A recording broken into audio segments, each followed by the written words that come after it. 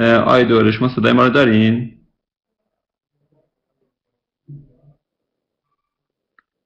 سلام عرض میکنم. سلام آی دوریس. سلام آی دوریس. صدای شما رو دارم من آقای تقی‌زاده عزیز. سلام عرض بله. کردم. من سلام عرض می‌کنم خدمت شما. آی دسترسی داری برای که فایلتون رو شیر کنیم و شروع بکنین؟ بله بله، من یه چند لحظه وقت میخوام که فایلمو شیر بکنم و انشاءالله در خدمت دوستان خواهم بود. خواهش میکنم اختیاره. فقط دوستانی که حاضر هم هستن لطفاً بفرمان که صدای منو دارن و اینکه کیفیت صدا خوب هست یا نه. تایپ بفرمان لطفاً.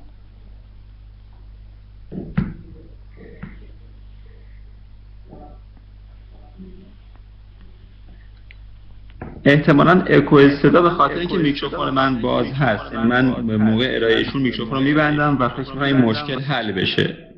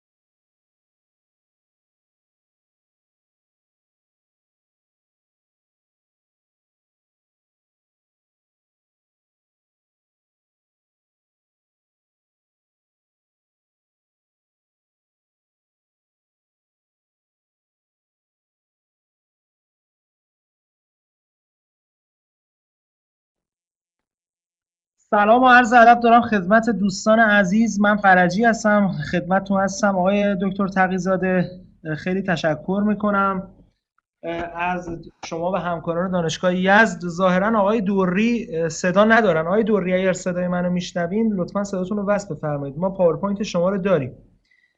امیدوارم خوب و خوش و سلامت هم باشید. آقای دکتر فرجی سلام. ارادت دارم دکتر جان.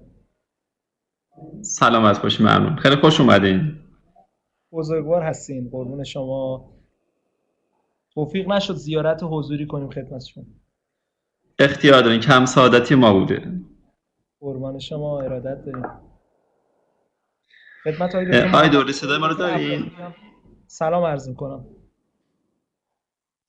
سلام آقای دکتر.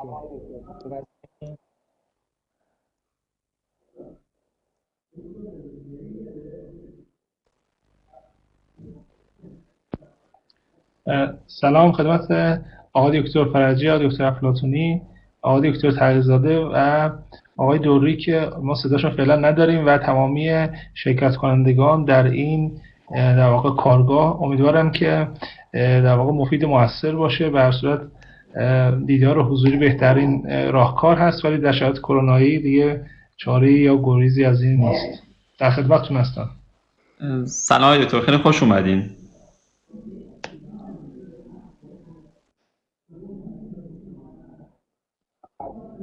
آقای دکتر تقی‌زاده فکر می‌کنم نزدیک الان 100 نفر در پنل موجود دارن. بله. آقای دکتر فرجی صدای منو دارین؟ بله داریم آقای دکتر. بسیار عالی. من چون با 2 تا دیوایس وارد شدم و ظاهرا دوستان به خاطر اینکه دیوایس دوم من اسم نداره و ساپورت دوه، ظاهرا منو در واقع از پنل به عنوان مشارکت کننده وارد کردن، که خواهش میکنم بذارید این ساپورت 3 سالن 3 ساپورت 2 باقی بمونه. صدای من از طریق این دیوایس در واقع و این یوزر میرسه به دوستان. باشه، مورد نظر من پیگیری میکنم. آقای دوری راحت باش. متشکرم. بسم الله الرحمن الرحیم. بسم الله الرحمن الرحیم. سلام عرض میکنم خدمت دوستان عزیز و بزرگوار. خدا قوت خدمت برگزار کنندگان همایش 18 ملی حسابداری ایران در دانشگاه یزد و به ویژه تشکر از اساتید بزرگوار این دانشگاه. مناسبت‌های گذشته، روز دانشجو، روز حسابدار و هفته پژوهش که پیش رو داریم رو تبریک عرض میکنم. من مصطفی دوری هستم، دانشجوی دکتری سال آخر دانشگاه اصفهان و 6-7 سالی هم هست که در این دانشگاه تدریس میکنم. قبلا هیئت علمی دانشگاه دولتی رفسنجان و مدرس دانشگاه شهید باهنر کرمان بودم. حوزه مطالعاتی و علاقه در واقع علاقم آمار، سنجی و تا حدودی هم ریاضی هست و انشالله بتونم در کارگاهی که پیش رو داریم مطالب مفیدی رو خدمت دوستان ارائه بکنم.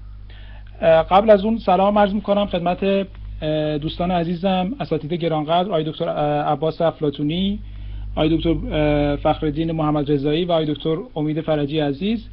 انشالله که بتونیم در کنار همدیگه کارگاه مفید رو داشته باشیم. من از مشارکت کنندگان عزیز هم بعد از سلام تشکر میکنم و همینطور دوستان و اساتید عزیزی که قبل از کارگاه حمایت خوبی از این کارگاه کردن. من میدونم خیلی از در واقع دانشگاه ها الان به طور آنلاین در واقع این کارگاه رو برای دانشجویان تحصیلات تکمیلی و دکتری در واقع دارن پخش میکنن که من به نوبه خودم از این عزیزان تشکر میکنم. انشالله که مفید فایده باشه. خدمتتون عرض کنم که موضوع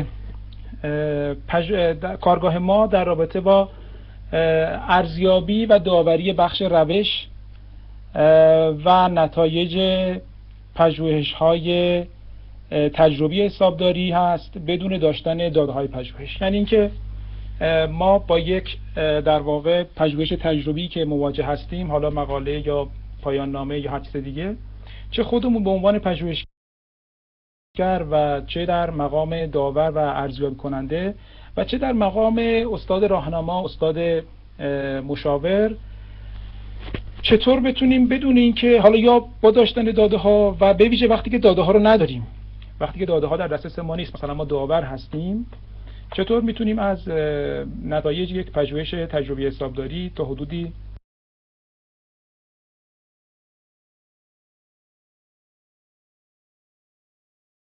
اطمینان حاصل بکنیم و از اصالت داده ها تا حدی مطمئن بشه. دور پژوهش ها و سوالات دیگه‌ای که مطرح هست هم نکاتی رو با دوستان به اشتراک خواهم گذاشت.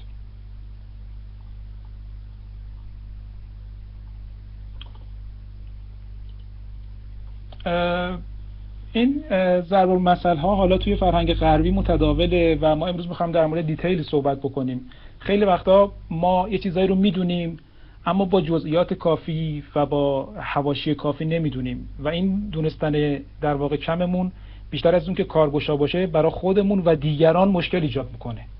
یعنی بعضی وقتا در مقام داور هم حتی چیزایی میخوایم و چیزایی میگیم که شاید خیلی منطقی و درست نباشه. سعی میکنم انشالله با زبان ساده و غیر فنی صحبت بکنم، البته سیمپل not simpler. تأکیدمون توی این کارگاه بر در واقع تحقیقات تجربی و کمی هست بیشتر.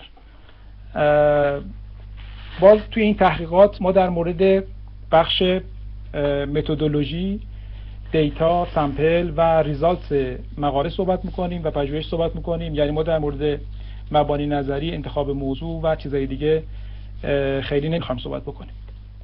باز دوباره از بین روش‌های مختلف ما روی روش‌های متداولتر توی تحقیقات معمول حسابداری صحبت خواهیم کرد، به طور خاص رگرسیون چنگانه و باز تاکید بیشتر روی رگرسیون خطی خواهد بود و باز از بین انواع داده هایی که وجود داره ما در واقع روی پنل دیتا صحبت میکنیم که خب باز بیشتر توی تحقیقات حسابداری کاربرد داره. البته قطعا تحقیقات حسابداری محدود به این موارد نیست و ما برای اینکه در واقع حوزه صحبتمون رو محدودتر بکنیم سعی کردیم که روی این مطالب متمرکز بشیم.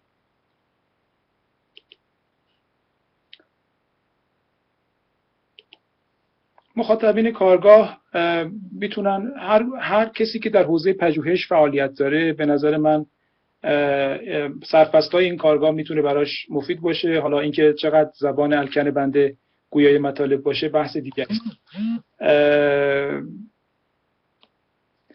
خدمتتون که عرضم دانشجو چه ما در مقام پژوهشگر باشیم عرض کردم و بخوایم کاری که خودمون انجام دادیم رو خود ارزیابی کنیم، ببینیم که چقدر در واقع داده هامون و نتایجمون معتبر هست، چه استاد راهنما و داور باشیم و چه سردبیر یه مجله علمی پژوهشی باشیم که بخوایم با یه اسکیپ کردن و یک مرور سریع جداول مقاله عیار اون مقاله دستمون بیاد. انشالله سعی میکنم پونتای خوبی به این دوستان توی این کارگاه ارائه بشه. این مطالبی که ما در موردش صحبت خواهیم کرد به چه دردی میخوره؟ من فکر میکنم که فرایند خود ارزیابی مقاله و پژوهش رو و همینطور داوری مقاله رو هم کاراییش رو بهبود میبخشه و هم اثر بخشیش رو. یعنی شما زمان کمتری برای پی بردن به اینکه آیا داده ها، آیا نتایج تا حدی به طور نسبی اصالت دارن یا نه صرف میکنید. با توجه به اینکه خب فرآیند داوری هم تو کشور ما در واقع منفعت مالی نداره، خیلی وقتا متاسفانه از کیفیت کار به خاطر وقتی که زیادی که میگیره گرفته میشه و همینطور خب به خود وقتی که این نکات به کار گرفته بشه قاعدتا اثر بخشی این فرآیند هم بهبود پیدا خواهد کرد و این باعث میشه که ما توی آن چیزی که از پژوهشمون گزارش میدیم، حالا چه در قالب تز چه در قالب مقاله، اشتباهات برجسته کمتری داشته باشیم و خلاصه آبرومندانه تر باشه مقالات ما. بعضی از نکاتی که اینجا گفته میشه به خاطر اینکه از منابع دست اول و معتبر تکست های روز سنجیو آماری دنیاست، من فکر میکنم که برای هممون مفید باشه و بالاخره همیشه یه سری هستن که به دنبال بد اخلاقی هستن تو زمینه پژوهش. ورژن‌های نهاییش اینه که داده سازی بکنن، حتی بعضی وقتا داده‌ای وجود نداره، جدول سازی میکنن. یه کمی خلاصه کار برای این دوستان سخت‌تر بشه، هرچند که به قولی که دیگر دوستان به من میگفتش که این مطالبی که اینجا بیان میشه تازه باعث میشه اونایی که این کارن و دنبال در واقع داده سازی و مقاله سازی هستن اونا ترفندهای رو، لمهای رو یاد بگیرن. من به عقیدم اینه که بازی دو طرفه سخت‌تر میشه و این خودش خوبه، به اضافه اینکه اگه قرار باشه کسی تقلب بکنه و تخلف بکنه به هر حال راه خودش رو میره. حالا چه بهتر که لااقل یه خورده‌ای ظاهر کار چی باشه، پسندیده تر باشه و آبرومندانه تر باشه. من بحثمو با توجه به اینکه وقتم بسیار محدوده و امیدوارم برسم مطالبی که میخوام بگم رو بگم، حتی یه سریشو توی این در واقع چی نیوردم، توی این پاور نیوردم. بحثمو با انتخاب نمونه برای یک پژوهش شروع میکنم، پژوهشی که عمدتاً آرشیوی هست و داده‌هاش آماده هست. یه چیزی که ما تو تحقیقات حسابداری زیاد می‌بینیم اینه که خیلی سعی میشه که یه پنل متوازن شسته رفته، مثلا متشکل از 80 تا 100 تا شرکت توی 7-10 سال در واقع چی بشه، انتخاب بشه و هیچ در واقع میس دیتایی توی اون پنل وجود نداشته باشه. خب سوال پیش میاد که آیا این راهکار درست هست یا نیست. واقعیتش اینه که من توی همه موارد نمیخوام قطعی صحبت بکنم، از جمله این مورد. حالا البته یه جاهایی رو هم بایستی که خورده با قطعیت بیشتر متاسفانه صحبت بکنیم. در مورد پنل متوازن یا نامتوازن، واقعیت اینه که تو تحقیقات معتبر خارجی که توی ژورنال‌های برتر رشته هم چاپ میشه، ما کمتر می‌بینیم که از پنل متوازن استفاده بشه. یعنی این تأکیدی که ما داریم که آقا مثلا شرکت از سال 80 یا 90 وارد بورس شده باشه و تا سال 98 هم مثلا حتما مونده باشه، این و داده‌های مفقود نداشته باشه، این تأکید متخاط دیگه نمی‌بینیم. و دلیل هم داره. دلیلش هم چند تا چیزه که من خدمتتون عرض می‌کنم. یه دلیل اینه که ما بایستی از خود تحریمی دست برداریم. تخمین‌های معتبر و در واقع قابل اتکا حاصل از مشاهدات زیادن. وقتی شما یه سری شرکت رو، یه سری مشاهده رو به بهانه اینکه پنلت متوازن باشه حذف می‌کنی، داری در واقع این نعمت رو از خودت می‌گیری.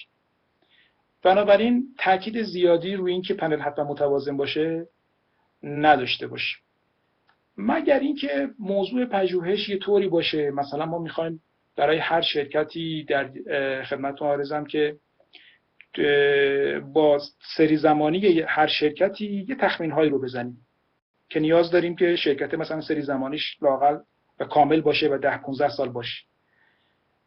اونجا هم یادتون باشه که شما تو تستای نهاییتون میتونید این محدودیت رو بردارید. یعنی وقتی میخواین اندازه‌گیری بکنید، بله بیاین با 10 سال گذشته چیکار کنین، مثلا اون متغیر اندازه‌گیری بکنید. اما وقتی میخواین بیارین اون متغیری که اندازه‌گیری کردید رو بیارید تو مدل نهاییتون، دیگه این شرط ضرورتی نداره قاعدتاً و میتونه باز دوباره پنل نهایی ما چی باشه؟ نامتوازن باشه. یه محدودیت دیگه هم داریم بعضی وقتا و اونم اینه که بعضی از روش‌های آماری و سنجی نسبت به پنل‌های نامتوازن حساسن. یعنی یا جواب نمیدن، خطا میده نرم افزار، یا اینکه اون نتایج خیلی معتبر نیست، مثلا نتایج عجیب غریبی میده. در غیر این موارد اصراری برای اینکه پنل متوازن باشد نداشته باشیم. یک دلیل بسیار مهم دیگر برای اینکه اینو خدمتتون عرض میکنم اینه که وقتی شما اصرار میکنی پنل متوازن باشد، مثلا میگه آقا شرکت حتما قبل از 85 وارد بورس شده باشد، قبل از 80 وارد بورس شده باشد و بعدش هم باشه، غیر از اینکه داری خیلی از شرکت‌ها رو از بین میبری، شما دچار سامپل سلکشن بایس هم دارید میشید. شما دارین نمونه‌تون رو محدود به شرکت‌هایی میکنید که مثلا عمر زیادی دارن، 20 سال چیدن توی بورسن. اینا خب معمولا شرکت‌هایی هستن که به هر حال فرق میکنن با شرکت‌های جوان و جونیوری که میتونن ویژگی‌های متفاوتی از اونها داشته باشن. پس یه مشکل دیگه‌ای که ایجاد میکنه، میتونه مشکل چی ایجاد کنه؟ سامپل سلکشن بایس یا تورش انتخاب نمونه ایجاد بکنه. خب ایجاد کنه چی میشه؟ نتایج شما، ضرایب رگرسیون شما میتواند تورشدار بشود به سمت این شرکت ها. یعنی نتایج ضریبی که شما به دست آوردی بیانگر ضریب کل شرکت های بورس ایران نیست. دقت میفرمایید؟ مگر این که عرض کردم این انتخابه یه انتخاب تصادفی باشد که خب شما قطعا تصادفی نیست دیگه، شما داری گلچین میکنی شرکت هایی که عمر زیادی دارن. پس به این نکات توجه داشته باشیم. تو خیلی از پژوهش‌ها هم برای این میان حداقل اشاره میکنن، یعنی یه جاهایی هم که واقعا مجبورن که مثلا یه شرکتی رو انتخاب بکنن که 10-15 سال سری زمانی داشته باشه و شرکت‌های دیگه رو حذف میکنن، میان مینویسن تو مقاله که آقا اولا به این دلیل ممکنه که شرکت نمونه ما محدود به شرکت‌های بزرگ باشه، به شرکت‌های جا افتاده باشه و این خودش یه تورش ممکنه ایجاد بکنه، یا اینو میگن و بعد از اون طرف هم یا براش یه راه حلی بالاخره میاندیشن، تستای اضافی انجام میدن. پس این محدودیت وجود داره و بایستی در مواقعی که ضرورت نداره به طور جد ازش پرهیز بکنیم. این که من میگم مشاهدات نمونه اگر زیاد باشه یا طول دوره پژوهش اگر زیاد باشه چه خوبی ها و چه بدی هایی داره. ببینید دوستان، یکی از مزایایی که افزایش تعداد داده و تعداد مشاهدات شما توی تخمیناتون داره اینه که به شما کمک میکنه ضرایب رگرسیونتون معنادار بشه. دیدین بعضی وقتا هرچی تخمین میزنی ضریب معنادار نمیشه، هی دستکاری میکنی، روشتو عوض میکنی، انواع اقسام ترفندا رو میزنی، خلاصه که یه جوری این چی بشه، اون فرضیه معنادار بشه و تایید بشه. این که عرض کردم خود تحریمی نمونهش اینجاست. شما اگر یکی از راهکارهای اینه نمونه‌هات رو افزایش بدید، افزایش تعداد نمونه خودش میتونه کمک بکنه که در واقع چی بشه، استاندارد ارور یا خطای استاندارد ضریب که شما برآورد میکنی کوچیک بشه و در نتیجه آماری تی شما بزرگ بشه. چرا؟ چون آماری تی شما مساوی است با اون بتایی که برآورد کردی تقسیم بر اس ای بتا. وقتی اس ای بتا تو مخرج کوچیک بشه، کل تی چی میشه؟ بزرگ میشه و معناداری ضریب شما کمک خواهد شد. اینجا من به صورت فنی این فرمول رو آوردم. این فرمول اس ای یه بتای رگرسیون ساده است. به 3 تا عامل بستگی داره. SSR یا در واقع مجموع منظورات رگرسیون و فیلتر رابطی مستقیم باش داره. N یا همون تعداد مشاهدات هست، میبینید توی مخرج هر چقدر n بزرگتر باشه SAE چی میشه؟ کوچکتر میشه. و واریانس X که یکی از سوالاتی هم که دوباره مطرح کرده بودم همین بود که چرا ما نیاز داریم که متغیر X مون واریانس داشته باشه. همینجا میتونید مشاهده بکنید هر چقدر که متغیر X یا مستقل شما واریانس بیشتری داشته باشه، اعداد متفاوت تری رو بپذیره، بازم میبینید که SAE ها چی میشه؟ کوچکتر میشه و خدمتتون که عارضم کمک میکنه به معنادار شدن ضرایب. من یه خواهشی دارم دوستانی که در جمع ما هستن اگر لطف بکنن و هم اسمشون رو کامل بنویسن و هم به انگلیسی بنویسن، ادیت بکنن، و هم چیزایی که می‌نویسن رو در واقع به فارسی بنویسن. اگر اون نرم افزار تایپ فارسی رو نصب کردن ممنون میشم که حالا من گهگداری بتونم نگاهی به مطالب دوستان هم داشته باشم. پس این دوباره در مورد افزایش طول دوره پژوهش هم همینطور دیگه. هر چقدر شما طول دوره رو بیشتر بکنید مشاهدات بیشتری در دسترس خواهید داشت، به شرط اینکه اون پنل رو خیلی متوازنش نکنید و این باز دوباره کمک میکنه. خب یه معایبی هم داره دیگه، به ویژه تو کشور ما که در واقع نوسانات اقتصادی زیاد هست و در نتیجه این نوسانات تو گزارش‌های حسابداری هم نمود پیدا میکنه، تو داده‌های بازار هم نمود پیدا میکنه. این مشکل ایجاد میشه که ما ممکنه این وسط شکست‌های ساختاری داشته باشیم. مثلا وقتی ما 30 سال داده در نظر میگیریم، خب خیلی چیزا این وسط تغییر میکنه. من باز دوباره با توجه به جمعی جهات عرض میکنم که از این نگران نباشیم. یعنی شما بیاین این تستا رو بزنید با اون نمونه کامل. حالا اگر نگران اون مسئله هستید که نگرانی بیجایی هم نیست، میتونید تو تستای اضافیتون مثلا مدل رو توی نمونه‌های کوچیک‌تر هم چیکار کنید؟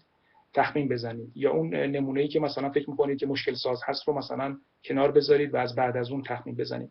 پس راهکار داره. من دارم سعی می‌کنم که راهکارهای بهتر رو پیشنهاد بکنم در واقع. یه نکته دیگه که در مورد انتخاب نمونه وجود داره، ما می‌بینیم بعضی از این مشکلاتی که میگم خیلی وقتا توی اون تحقیقاتی بیشتر دیده میشه که یه خورده متاسفانه حالا یا بد اخلاقی پژوهشی توشون داره اتفاق میفته یا خیلی ساده انگارانه به پژوهش نگاه میکنن. یکی از کارهایی که ما از پژوهشگر خودمون به عنوان پژوهشگر میتونیم انجام بدیم و خدمتتون که عارضم به عنوان پژوهشگر میتونیم انجام بدیم و یا میتونیم از نویسنده پژوهش بخوایم، اینه که مراحل انتخاب نمونه رو به طور دقیق توصیف بکنه.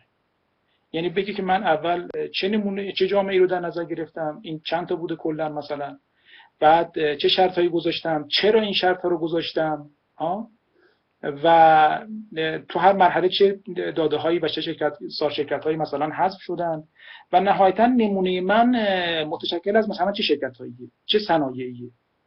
این خیلی حرفا داره همین جدول. مثلا شما توی تخمین‌های بعدیتون می‌بینید که تخمین قرار در مثلا زمینه صنعت مثلا زده بشه. خب وقتی من بدونم که به عنوان داور که فلان صنعت مشاهداتش خیلی کمه یا اصلا نداریم این همه تعداد شرکت تو اون صنعت، اینا خودش میتونه در واقع سره رو از ناصره چیکار بکنه، جدا بکنه. دو تا سوال اصلی در واقع این کارگاه که متناسب با عنوانم هست، یکی این هست که چگونه بدون اینکه ما داده ها رو داشته باشیم بفهمیم آیا داده های پژوهش اعتبار دارد یا خیر. من یه استاد راهنما هستم، مثلا استاد مشاورم، یا یه داور پایان نامه هستم، یا هر کسی دیگه ای که ریویو میکنه در واقع مقاله رو. 3 تا به نظر من تجهیز لازم داره تا به این مهم دست پیدا بکنه. یکی حتما بایستی یه دانش پایه‌ای و مقدماتی از آمار و منطق ریاضی بدونه. من حالا انشاءالله مثال‌هایی خواهم زد که اهمیت این موضوع رو نشون میده. ببینید وقتی ما این همه تاکید روی پژوهش‌های کمی داریم، میگیم اگر مقاله دیتا نداشته باشید تو علم پژوهشی چاپ نمی‌کنید و غیره، خب از اون طرف هم انتظار میره که فرایند تهیه مقالمون و داوری مقالمون توسط کسایی صورت بگیره که یه دانش حداقلی از آمار و منطق ریاضی داشته باشن. و متاسفانه ما تو این زمینه خیلی مشکل داریم، خیلی ضعف داریم که بالاخره یه نهادی، یه جایی، یه انجمنی بایستی برای کاهش این مشکل یه فکری برداره. امیدواریم که اینجور کارگاه‌ها یا جلسات و همایش‌های دیگه بتونه که قدم کوچیکی در این راستا باشه. نکته دوم، پژوهش، تجربه پژوهش و کار قبلی با متغیرهای مد نظر. یه سری متغیری که تون در واقع مقاله هست، هر چقدر شما با این متغیرها بیشتر قبلا کار کرده باشید، تخمین زده باشید، توصیفشون کرده باشید، بهتر میتونید اون در واقع داده ها رو چیکار کنید، ارزیابی کنید. من در مورد اینا مثال خواهم زد. و مطلب بعدی، شناخت محیط تجارت و قوانین و مقررات حسابداری حسابرسی تو ایرانه. یعنی یه وقتایی شما اگر ندونی که تو ایران چه خبره، آیا این داده رو داریم، نداریم، اگر داریم در چه حدی داریم، با چه تغییر پذیری داریم، اینا رو ندونین، اون موقع قضاوت خوبی در مورد متغیر نمیتونیم داشته باشیم. من در مورد هر کدوم از این 3 تا مطالبی رو خدمت بزرگواران عرض خواهم کرد در ادامه.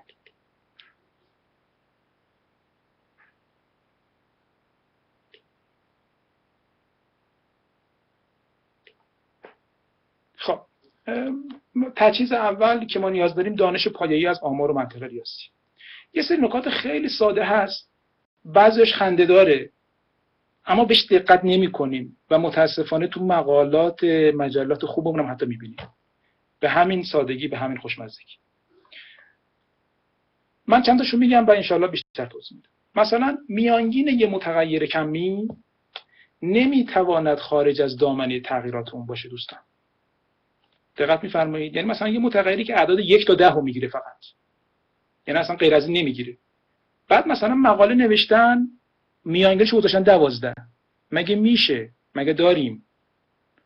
این نکته ساده. در مورد انحراف معیار، انحراف معیار یک متغیر، انحراف معیار نمونه یک متغیر، دوستان انحراف معیار یک متغیر حداقل میتونه 0 باشه و اون مال متغیری که همه اعدادش یه چیز باشن، مثلا همه‌شون 1 باشن که اصلا اسمش دیگه خود به خود متغیر نیست. درسته؟ پس انحراف معیار قاعدتاً 0 نیست، هرچند میتونه 0 باشه و قطعا منفی هم نیست، چون اصلا فرمول انحراف معیار جذر واریانس دیگه، جذرش عددی هم نمیتونه منفی باشه. اینا رو حالا انشاءالله از این بعد دوستان با این دید به مقالات نگاه بکنن. بعضن حالا البته به ندرت اما میبینیم که مشکلات وجود داره. از اون طرف عرض کردم بعضی وقتا ما فقط بر حسب کنجکاوی یه حدسایی میزنیم و دانش کمی داریم. مثلا میگیم آقا فرض کنید انحراف معیار خیلی نزدیک 0 پس کمه. این قطعا یک جمله غلطیه. اینکه مقدار انحراف معیار چه عددی رو میتونه بگیره خیلی بستگی به مقیاس داده ها داره. دقت می‌فرمایید، و دامنه تغییرات اونها. اگر شما یه سری داده داشته باشید که همشون مثلا هولوش صفر میچرخن، مثلا بین -0.5 تا نیم، احتمال بسیار زیاد انحراف معیار این در واقع متغیر هم نزدیک چنده؟ نزدیک صفر و ممکنه با چند تا ممیز هم صفر باشه. بنابراین اگر یه جایی دیدین که انحراف معیار نزدیک صفره، نگید که این به طور خام عرض میکنم ما اینو به تنهایی نشونه این که انحراف واریانس اون متغیر کمه نبینیم. برای انحراف معیار سقف نمیشه تعیین کرد. انحراف معیار میتونه صدها میلیون باشه بسته به مقیاس داده ها. وقتی داده های شما از مثلا منفی 10 میلیون تا 100 میلیون باشن، انحراف معیارش هم میتونه چی باشه؟ خیلی بزرگ باشه. یه نکته دیگه که هنگامی که آمار توصیفی رو بررسی میکنیم باید حواسمون باشه اینه که میانگین داده ها از لحاظ ریاضی منطقی باشه. یه نمونهشو گفتم خدمتتون، مثلا میانگین نمیتونه خارج از دامنه تغییرات متغیر باشه. یه نمونه دیگهش مثلا عرض کردم جنس متغیر شما اینه که از طریق جذر به دست اومده، لگاریتم گرفته شده مثلا. اینا یه دامنه تغییرات خاصی دارن و اینا میانگینای خاصی دارن. متغیری که جذر یه متغیر دیگه است نمیتواند نه خودش، منظورم نه تک تک اعدادش، نه مینش، نه ماکسش و نه میانگینش نمیتونه منفی باشه، نمیتواند منفی باشه. پس اینا رو که میگم الزاما به معنی که طرف داده سازی کرده نیست. ببینید بعضی وقتا واقعا خودمون داریم دیتا جمع میکنیم، خودمون داریم تخمین میزنیم، توصیف میکنیم، اما یه جای کار اشتباه میکنیم. تو اکسل یه جای یه فرمول اشتباه مینویسیم، اصلا نه از رهاورد از دیتابیسمون داده گرفتیم، دیتا اینترینگ اشتباه بوده اصلا. این کارا میتونه چیکار بکنه؟ در واقع کمک بکنه که ما بفهمیم چقدر داده هامون صحیح هستن یا نیستن. پس این چیزای کاملا ریاضی، اصلا شما نیاز نیست که حسابداری بدونید. من تا الان هرچی گفتم اصلا حسابداری نبود. یه قاعده سرانگشتی داریم در مورد انحراف معیار. دوستان انحراف معیار یه متغیر اگر داده ها زیاد باشن، اگر داده ها خیلی زیاد باشن، انحراف معیار اون متغیر نمیتونه بزرگتر از نصف دامنه تغییرات داده ها باشه. یعنی دامنه تغییرات یعنی چی؟ یعنی بزرگترین داده منهای کوچکترین داده. این میشه رنج داده ها. نصفش بکنید، انحراف معیار نمیتونه از این نصف بیشتر باشه اگر داده ها زیاد باشن. اگر داده ها کم باشن چرا؟ میتونه یه خورده بیشتر باشه. حد اکثر اون موقع این نصف در واقع 1/2 دامنه تغییرات تبدیل میشه به حدود 0.7 تغییرات، 0.7 دامنه تغییرات. پس در کل انحراف معیار نمیتواند از دامنه تغییرات بیشتر باشه و نمیتواند از 0.7 بیشتر باشه و معمولا کوچکتر از 0.5 یا نیم دامنه تغییرات چی هست؟ اون متغیر هست. حالا قاعده سرانگشتی بعضی وقتا میگه که انحراف معیار در واقع 1/4 دامنه تغییراته. 1/4. عرض کردم معمولا بزرگتر از 1/2 دامنه تغییرات نیست. قاعده سرانگشتی که معمولا میتونیم ارزیابی کنیم 1/4 چی هست؟ رنج داده ها رو در نظر بگیرید، یعنی مین و منهای ماکس و منهای مین کنید، میشه رنج داده ها. 1/4 کنید در واقع انحراف معیار هولوش این هست، به شرط اینکه اون متغیر گسسته نباشه، یعنی پیوسته باشه و تعداد داده هام چی باشن؟ کافی باشن. حدودی اینو عرض کردم و اون جملات اولم قطعی بود، یعنی قطعا بزرگتر از برد یا رنج داده ها نمیتونه باشه، قطعا بزرگتر از 0.7 حدوداً 0.7 رنج داده ها نمیتونه باشه. در بیشتر موارد از 1/2 یا نصف رنج داده ها بیشتر نمیتونه باشه. اما این قاعده سرانگشتی هم یادتون باشه. خب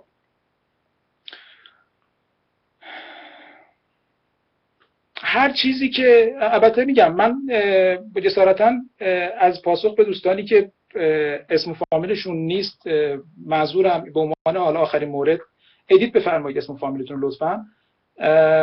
به عنوان آخرین مورد این که هر چیزی که در رابطه با نحوه اندازه‌گیری متغیرها باشه، رنج متغیرها باشه، ما و کاری به حسابداری نداشته باشه رو ما در قالب چی میدونیم؟ منطق ریاضی و آماری میدونیم. نکته بعدی و مهارت بعدی که ما لازم داریم تجربه پژوهشگر و کار قبلی با متغیرهای مد نظر. هر چقدر درس کردم شما با یه سری داده کار کرده باشی دیگه خم و چم اون داده ها دستتون. کسی که با دیتای ریترن یا بازده سهام توی شرکت‌های ایرانی کار کرده باشه میدونی که میانگین بازده شرکت‌ها اگر نمونه در واقع نمونه خوب باشه هولوش 30-40%. دقت می‌فرمایید؟ پس یه همچین کسی اگر داره یه مقاله رو داوری میکنه یا اصلا نه خودش متغیر ریترن رو حساب میکنه و بعد آمار توصیفی به دست میاره میخواد بیاره تو مقالش با صداقت کامل، میبینه میانگین مثلا بازده شده 4%، باید شک بکنه یه جای کار چیه؟ ایراد داره. این موضوع یا مثلا در مورد فرض کنید ROE، ROA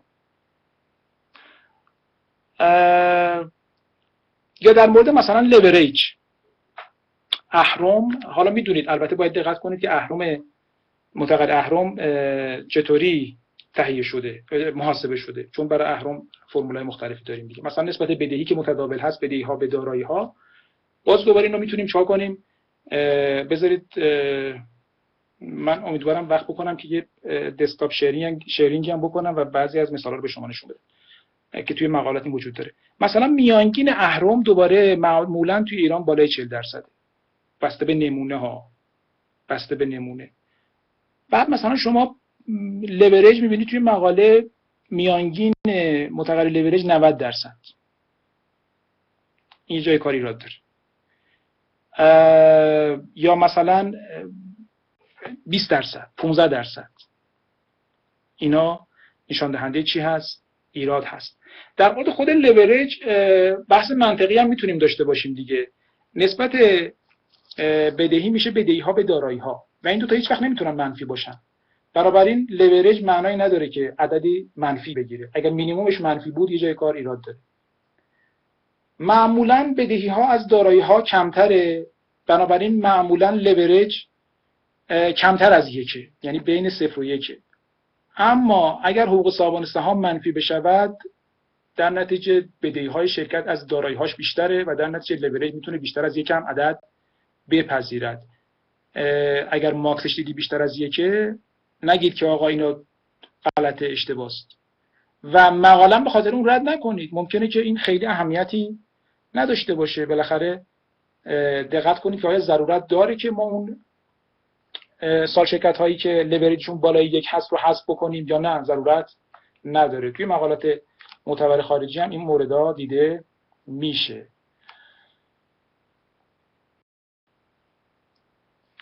خب این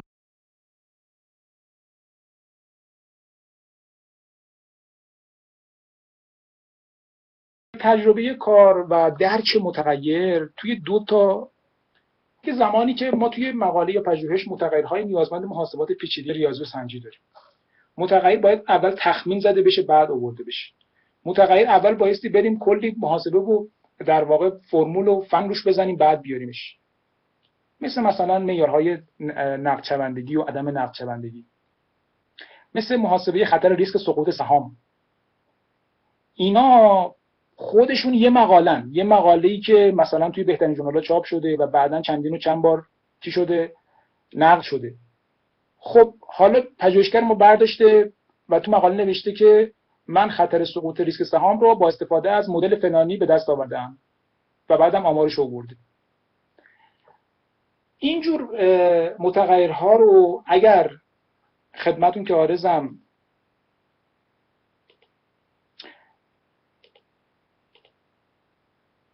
اینجور متغیرها رو اگر خودمون پژوهشگریم حتما سعی بکنیم که بیشتر و بیشتر چیکارشون بکنیم؟ توضیحشون بدیم. نحوه محاسبهشون و جزئیات محاسبهشون و مشکلاتی که در هنگام محاسبهشون برخوردیم. مثلا یه جاهایی مشاهدات ما برای بعضی از صنایع کمه یا یه جاهایی اصلا نمیتونیم اون رو استفاده بکنیم، اینا رو توضیح بدیم. مثلا فرض کن یه سری داده ها توی ایران نیست در مورد معاملات، در مورد سفارشات، یا کمه، یا از یه زمانی به بعد فقط هست. اینا رو بایستی من محقق توضیح بدم. هم که توضیح میدم و دقیق و فنی حرف میزنم و مشکلاتش رو میگم و اگر تونستم برای مشکلاتش راهکاری میسنجم، اینو که تو مقاله نوشتم این معلوم میکنه که من این متغیر رو درک کردم و صادقانه دارم ارائه میدم و دارم تلاشمو کردم. ممکنه حالا بازم و اگر محدودیتی هم داره اشاره میکنم. این خیلی مهم و ارزشمنده. از اون طرف داورم اگه هستیم بایستی اگر محقق این کار انجام نداده ازش بخوایم. یعنی یه جملاتی نوشته که معلوم اصلا خودش هم نفهمیده چطوری حساب میشه یا جزئیاتش خیلی وارد نشده. بنابراین بایستی این متغیرها رو روش تاکید بیشتری داشته باشیم. دوستان ببینید، شما مثلا احساس میکنی که مثلا داور خوبی هستی، به سردبیر یا به مسئول مجله میگی که آقا بگو داده‌هاشو بفرست. طرفم برمی‌داره یه سری دیتا برای شما میفرسته، بالاش نوشته مثلا خطر سقوط سهام و بعداً خروجی نناسش هم به شما نشون میده. این هیچی به شما کمک نمیکنه. ممکنه که یه سری داده همینطور بیخودی گذاشته باشه. اما وقتی که وارد جزئیات محاسبه اون متغیر شد، خیلی چیزا معلوم میشه. حتی اگر شما داده‌هاش هم نخواین، حتی اگر نتایجش هم نبینید. یه سری متغیرهای دیگه که نیازمند دقت بیشتری هستن، متغیرهای مستلزم جمع‌آوری دستی داده‌ها هستن. چه اون کسی که این پژوهش انجام میده از قبل بایستی بدونه که چی میخواد جمع‌آوری کنه، آیا هست یا نیست، چقدر هست، چه مشکلاتی در جمع‌آوریش وجود داره. و چون کسی که داوری میکنه بایستی در واقع با دیده تردید بیشتری به اون مقاله و اون در واقع داده ها نگاه بکنه. مثل داده های مسئولیت اجتماعی، مثل داده های افشاهای اختیاری، مثلا در مورد محیط زیست. خب کشورهای دیگه برمی دارن مقاله کار میکنن، اصلا گزارش دارن در این زمینه، گزارش مسئولیت اجتماعی دارن، شرکت ها ارائه میکنن، ایندکس دارن، شاخص دارن برای این موضوع. خب ما نداریم. پژوهشگر عزیز ما زحمت کشیده، پا توی این عرصه خطرناک گذاشته. بایستی چه برای خودش و برای من خواننده و من داور قشنگ توضیح بده که این داده ها رو از کجا آورده، چه چیزهایی افشا شده، چه نوع چیزهایی افشا شده، چه نوع چیزهایی افشا نشده توی ایران یا اصلا اهمیت نداره. اگر افشا میشه بر اساس کدام قانون، کدام استاندارد مثلا مجبور کرده که اینا افشا بشن. این مشکلات رو چیکار بکنه، بیشتر در موردشون توضیح بده. این تجهیز دوم. تجهیز سوم، شناخت ویژگی‌های محیط تجارت و حسابداری و حسابرسی ایران. مقررات و قوانین رو بایستی یه محقق، یه داور خوب بدونه تا بتونه شناخت کافی از اون دیتا داشته باشه و ارزیابیش بکنه، حالا یا برای خودش یا برای دیگران. قانون تجارت، بسیار از کاری تو شرکت‌های ما اتفاق میفته یا نمیفته رو قانون تجارت ما مشخص کرد. مثلا آقا اوراق قرضه، ما توی قانون تجارتمون اوراق قرضه دیده شده، وجود داره، اما بر اساس قانون در واقع بانکداری بدون ربا منتشر نمیشه. سهام خزانه تو قانون تجارت ممنوع بود. همین چند سال پیش قانون رفع موانع تولید اجازه داد که شرکت‌ها بتونن سهام خودشون هم چیکار کنن، در واقع بخرن و خزانه کنن. خود شرکت‌ها عرض می‌کنم و با این حال که از سال حدوداً 94 این اجازه داده شده، اما تو این 3-4 سال اخیر هیچ شرکتی تو ایران سهام خودش رو خزانه نکرد. اگه یه دیتایی دیدین که سهام خزانه داره کار میکنه، شک کنید. بپرسین دیتا رو از کجا آوردی. بگذاریم که توی صورت‌های مالی تلفیقی بعضی وقتا مثلا سهم شرکت اصلی در تملک شرکت فرعی رو تحت عنوان سهام خزانه میارن، چون هم ماهیت رو داره. دقت می‌فرمایید؟ اما این نشون دهنده این که خود شرکت رفته و سهامش رو خزانه کرده نیست. پس می‌بینید که حتی قوانین و مقررات هم کافی نیست. یعنی که آقا وجود داره، قانونش وجود داره، اما اگه کسی استفاده کرده، اینم یه بحث دیگه است. مقررات بورس رو بایستی خوب بدونیم. اساسنامه شرکت‌ها، اساسنامه نمونه شرکت‌های بورس، مقررات حاکمیت شرکتی، دستورالعمل‌های افشای ناشران، بدونیم که چه چیزهایی طبق این دستورالعمل افشا تو ایران اجباریه یا اجباری نیست، چه شرایطی داره. من چند تا نمونه بگم از اینا که خیلی مبتلا به هم هست. ما توی ایران دوستان مدیر مستقل نداریم، ایندیپندنت منیجر نداریم تو ایران. اخیراً یعنی یک سالی هست که دستورالعمل حاکمیت شرکتی اومده مدیر مستقل تعریف کرده، بنابراین قبلش نداشتیم. ما تو ایران مدیر موظف و غیر موظف داریم. دقت می‌فرمایید؟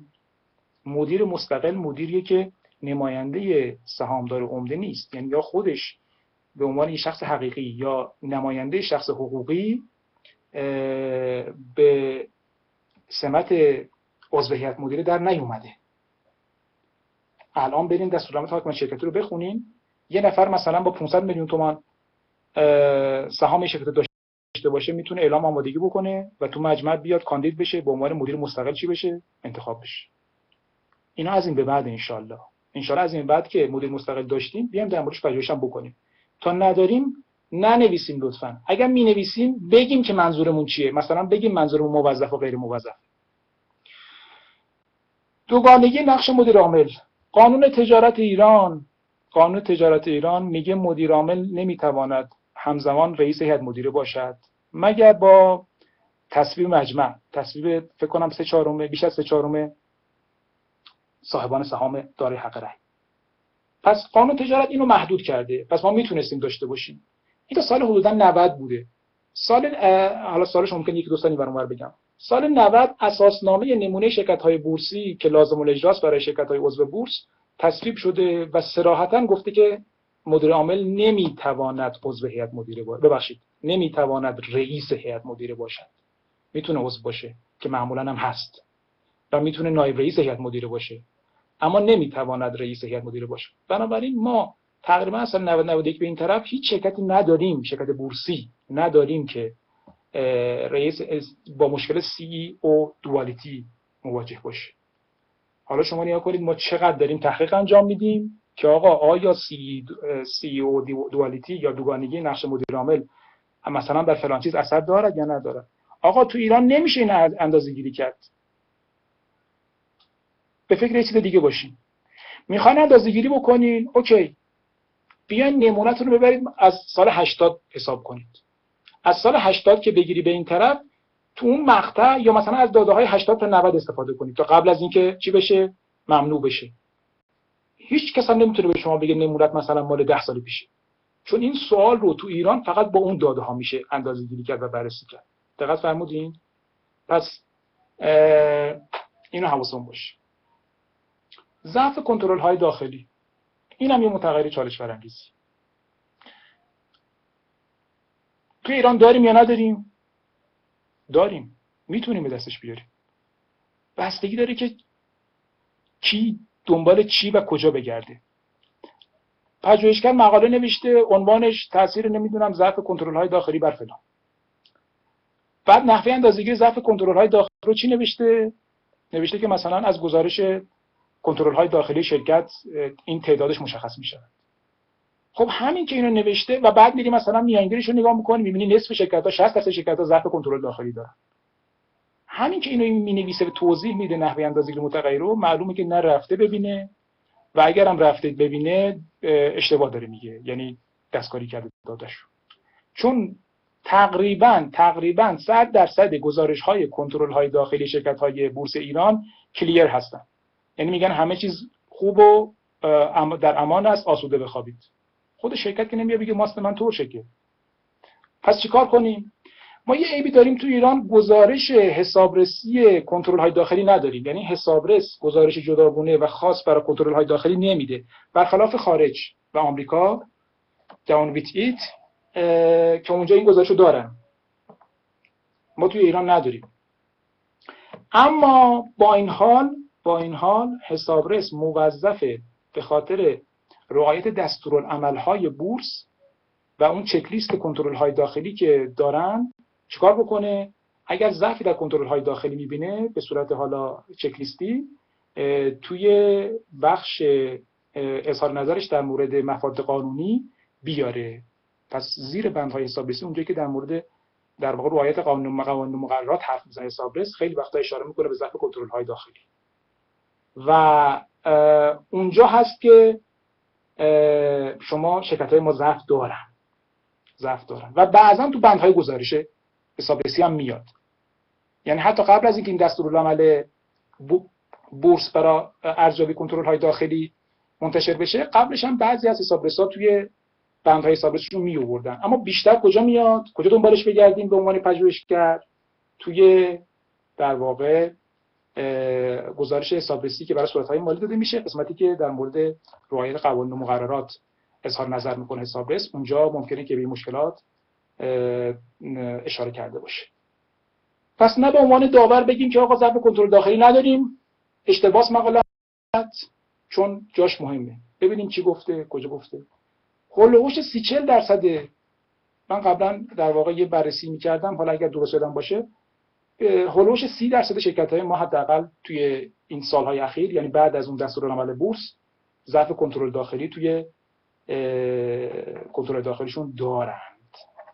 اینا همش در واقع اون اطلاعات نهادی و قانونی است که شما بایستی حواستون باشه. استانداردهای حسابداری رو تو ایران بدونیم. آیا استانداردهای ما مثلا فلان دیتا رو اصلا اجازه میدن؟ لایفو تو ایران ممنوعه مثلا عرض کرد. ارزش‌های منصفانه تو ایران اجباری نیست. غیر از حالا این بحث آخری که در مورد در واقع تغییر استانداردهای سال 97 از 98 مطرحه، قبل از اون ارزش‌های منصفانه برای بیشتر دارایی‌ها، به ویژه دارایی‌های ثابت و غیره، این متداول نبوده. قوانین مالیاتی، خب مشخصه پژوهشگر، استاد، دانشجویی که یه اظهارنامه مالیاتی حالا پر نکرده و ندیده حتی، خب در مورد خیلی از داتاهای یا مثلا نمیدونه شرکت‌ها چه ترفندایی برای مالیات میزنن، خب ارزیابی این دیتاها هم براش کار آسونی نیست. و سایر قوانین که حالا از بحث ما خارج است. این در مورد اینکه چطوری ما بدون داشتن داده ها بتونیم یه ارزیابی بکنیم از خدمتتون عرضم که صحت و سلامت داده های خودمون و دیگران. به طور خاص من میخوام در مورد آمار توصیفی متغیرهای دامی صحبت بکنم.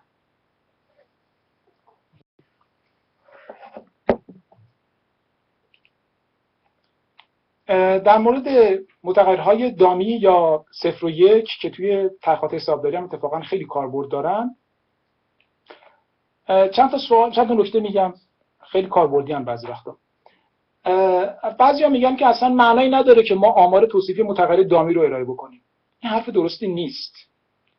آمار توصیفی متغیر دامی میتواند ارائه بشه، اتفاقا کمک میکنه که ما ارزیابی بکنیم اون متغیر رو. حالا فقط نکته که هست اینه که ما در کنار این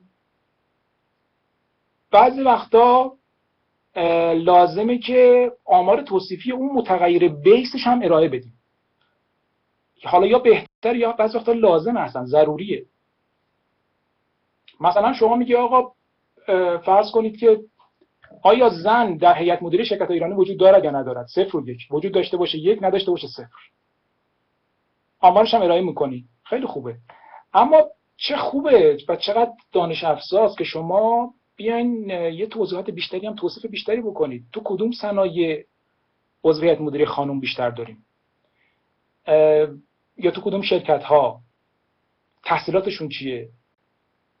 دقت می‌فرمایید چند تا هست؟ مثلا ممکنه که تو 10 تا شرکت یه دونه عضو خانم باشه.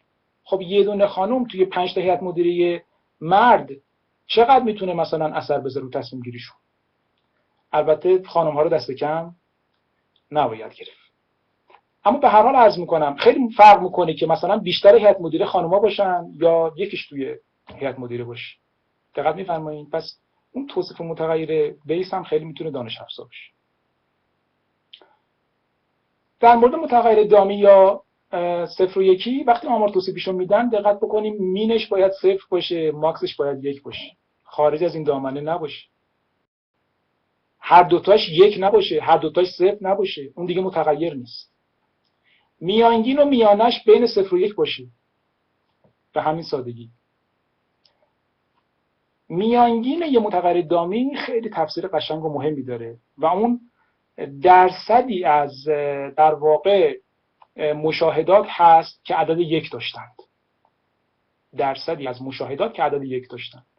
ببینید چقدر اطلاعاتی به ما میده و چقدر شما میتونی استفاده بکنی بگی که آیا چقدر این متغیر درست هست یا نیست. من مثال خواهم زد برای شما. پس به این تفسیر میانگین حتما تفسیر کنیم اینو توی مشاهداتمون و بهش دقت کنیم. مثلا شرکت 141 رو میخوایم بررسی کنیم. آیا شرکت 141 هست یا نیست؟ ماده 141 قانون تجارت ورشکسته هست یا نیست؟ میانگین این متغیر 0 و 1 مثلا شده چقدر؟ فرض کنید شده 8 دهم. خب این یه جایش میلنگه این متغیر. یعنی 80% شرکت‌های شما ورشکستن. حالا شاید در واقع اینطوری باشه، اما به هر حال رو کاغذ و طبق اعداد حسابداری مطمئنا این گونه نیست. بعضی وقتا این اشکال از اینجاست که شما 0 و 1 رو بد تعریف کردید. یعنی مثلا 1 رو گذاشتی شرکتایی که ورشکسته نیستن، 0 رو گذاشتی شرکتایی که ورشکسته هستن. بعد وقتی آمار توصیفی میگیری بازم میشه 8 دهم. اما این معنیش اینه که 80% شرکت‌ها ورشکسته نیستن.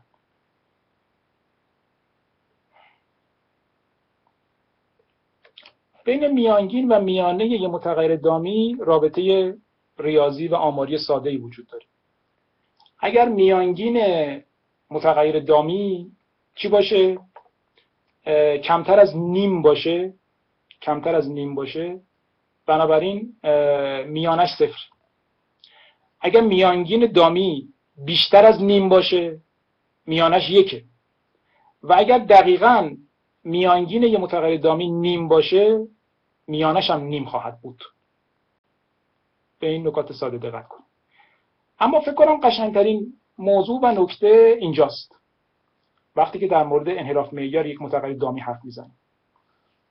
بعضیا میگن که آقا اصلا نباید ارائه بشه، اصلا معنایی نداره، تفسیری نداره انحراف معیاری متغیر دامی.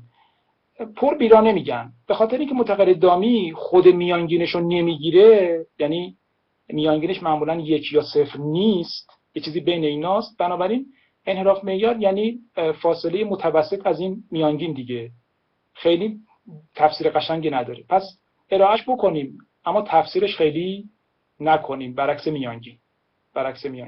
ضمن اینکه یه اطلاعات اضافی هستن دوستان.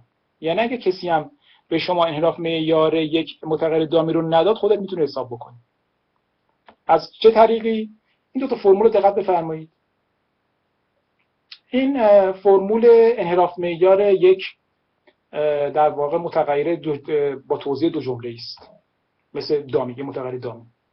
P درصد مشاهداتی است که عدد 1 رو اتخاذ کردن. همون میانگینه، در واقع میانگین دامیه. شما از این طریق جذر P در 1/P میتونی واریانس یک متغیر دامی رو به دست بیاری.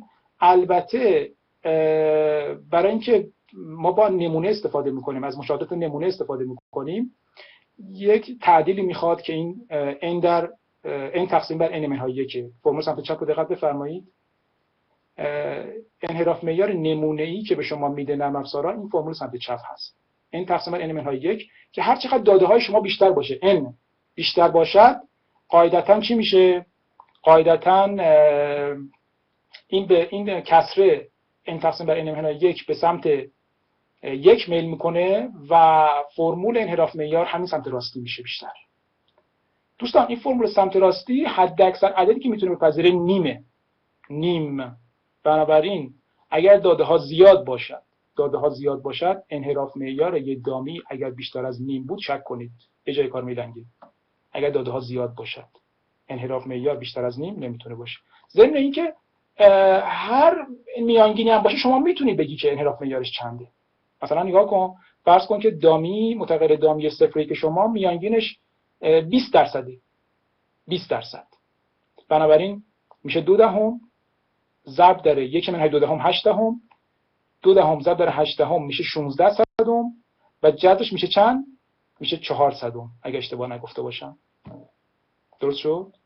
پس شما اصلا نیازی نداری که انحراف معیار یک دامی رو به شما بدن. مین و ماکسش هم که خودمون میدونیم.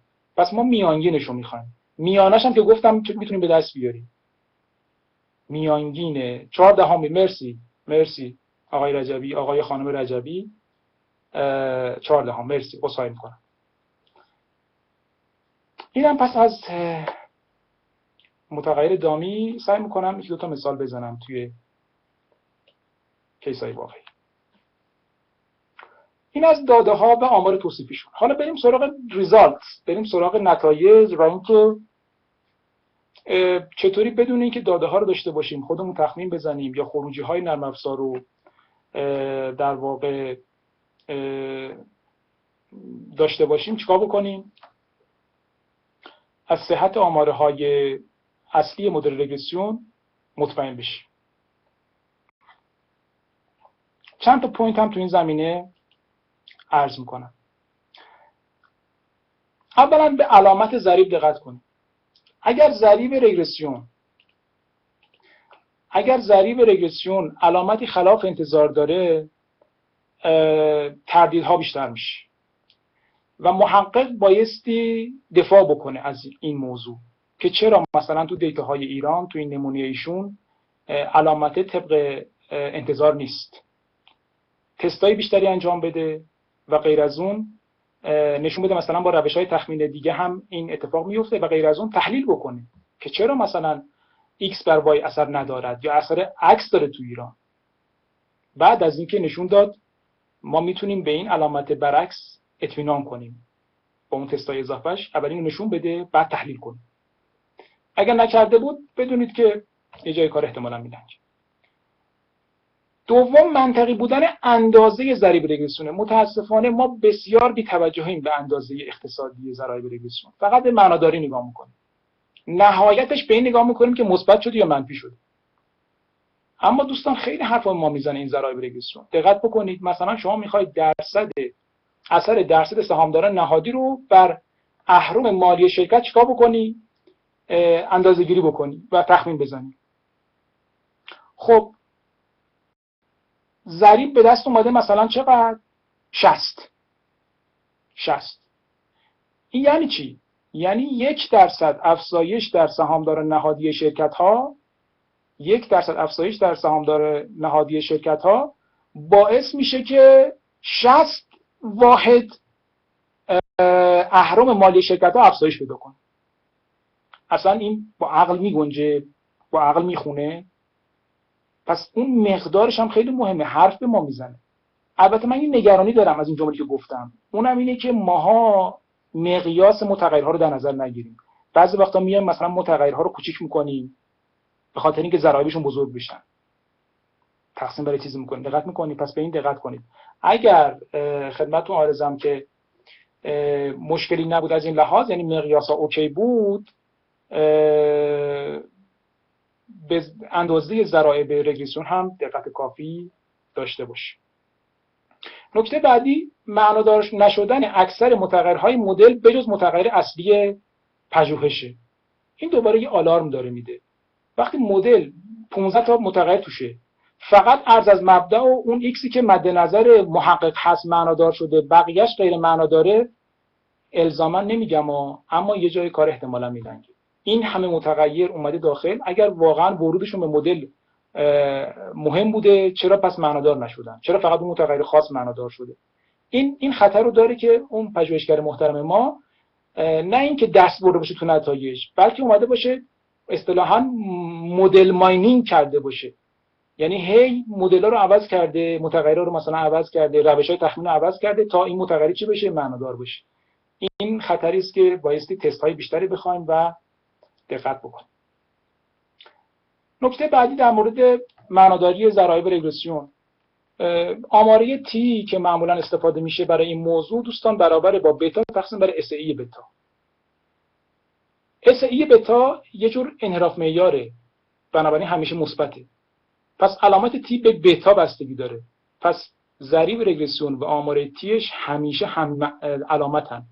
نمیشه یکی مثبت باشه یکی منفی باشه. به این دقت کنید. اگر همچین چیزی بود یا اشتباه تایپیه یا انشالله دوباره اشتباه چیه؟ تایپیه. نکته بعدی، آماری تی کمتر از 1.96 خود عدد آماری تی. ما میدونیم دیگه، معمولا میگم آقا مثلا تی بزرگتر از 2 خوبه. یادتون باشه تی 1.96 هم باشد میتونه در سطح 5% چی باشه؟ معنادار باشه. باید بیش از 1.96 باشه. اگر دیدید یه تی مثلا شده 1.92 و پی ولیو زیر 5% اشتباهست. و حدود 2.6 تی باید باشه حدوداً تا در سطح 1% معنادار بشه. یعنی پی ولیوش کمتر از چند بشه؟ کمتر از در واقع خدمتتون عرضم 1/100 بشه. آمار تی کمتر از 2.6.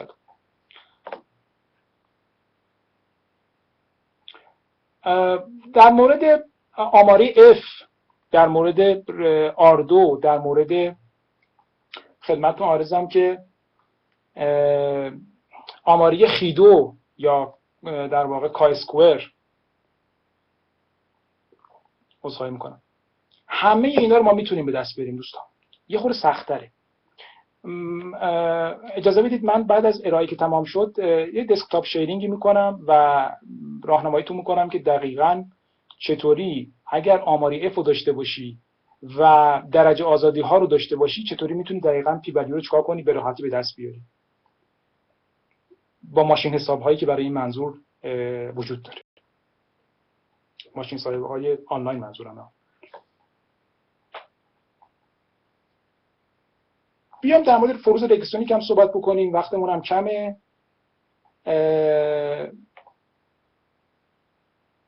من اصلا ساعت یه جوری دستم در رفته متاسفانه. 5:21 است. من سعی میکنم یه 5-6 دقیقه بحثمو جمع آوری کنم. ببخشید من عذرخواهی میکنم از اساتید بزرگوار، همین خورده دیر شروع کردیم، همین که من واقعا زمان دستم در رفت. عذرخواهی میکنم آقای دکتر فرجی و دیگر دوستان. اینا رو سریع میگم. فرض ما میدونید فروز رگرسیون ما توی خدمتتون که عارضم پنل دیتا بیشتر من صحبت میکنم دیگه. یه فرضی داریم اینکه نرمال بودن، فرض نرمال بودن. من اول اشتباه ها رو میگم، تصورها و در واقع نکات اشتباه رو میگم و بعداً توضیح میدم. یه تصور اشتباه رایج وجود داره، اینکه متغیرها به ویژه متغیر وابسته بایستی نرمال باشن برای مثلا OLS، معتبر بودن آمارهای OLS. اصلا همچین چیزی نیست. فرض رگرسیون اینه که جملات خطا و در نتیجه آمارهای تی و اینا بایستی چی باشن؟ نرمال باشن یا حداقل یا تقریبا نرمال باشن. دقت بفرمایید. پس اجزای خطای مدل بایستی نرمال باشن. حالا چرا بعضی میگن متغیرها باید نرمال باشن؟ به خاطر اینکه معمولاً وقتی متغیر وابسته نرمال باشد، جزء خطا هم چی میشه؟ نرمال میشه. پس درستش رو گفتم، غلطش هم گفتم. حالا بعضیا میگن که آقا قضیه حد مرکزی، داده ها اگر بیشتر از 30 تا باشه حل همه چیز، متغیرها نرمال میشن و دیگه همه چیز گل و بلبل میشه. اینم باز دوباره جمله دقیقی نیست. قضیه حد مرکزی نمیگه متغیر رو اگه شما داده هاشو زیاد کنی نرمال میشه.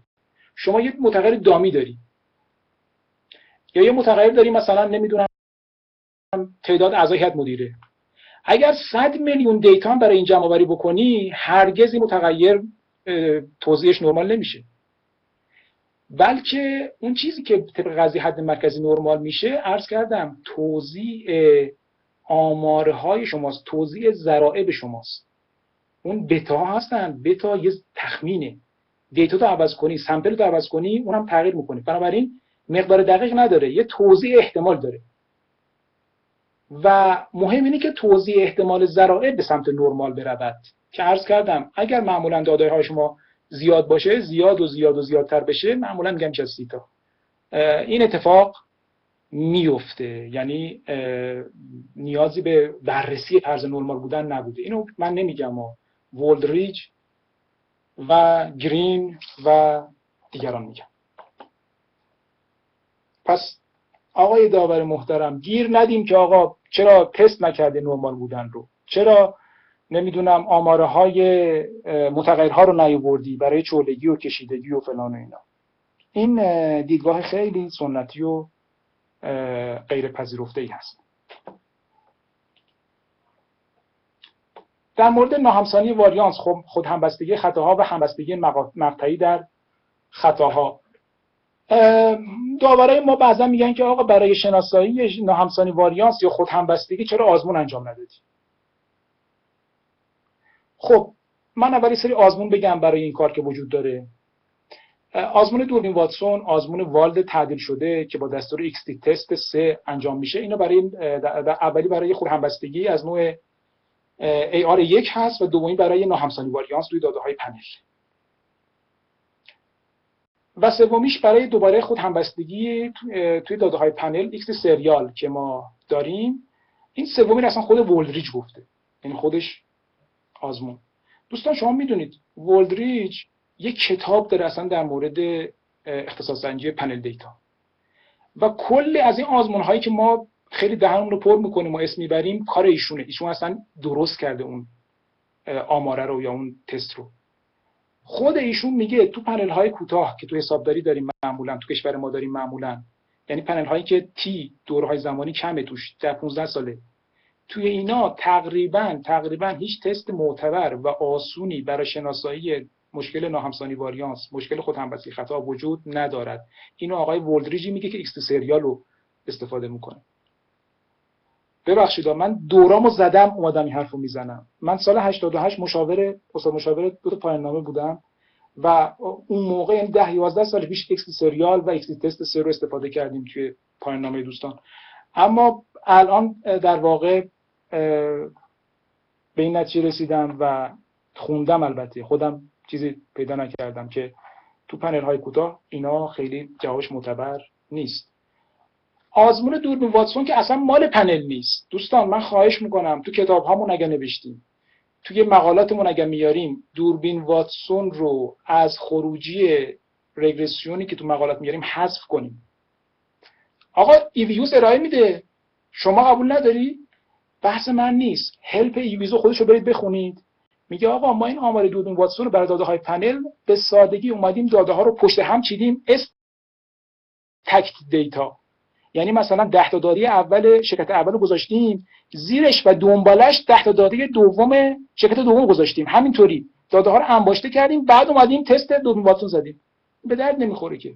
مگه داده اول شرکت دوم ادامه داده دهم شرکت اوله که بذاریم پشتش و در واقع دوربین واتسون به دست بیاریم؟ اینو لطفاً از ذهنمون پاک بکنیم. این از اون چیزایی که من خواهش میکنم به طور قطعی در موردش حرف بزنیم. اون چیزایی دیگه هم که عرض کردم خدمتتون که اینا مشکل دارن و توی پنل‌های کوتاه خیلی معتبر نیستن. سوات پس راه حل چیه؟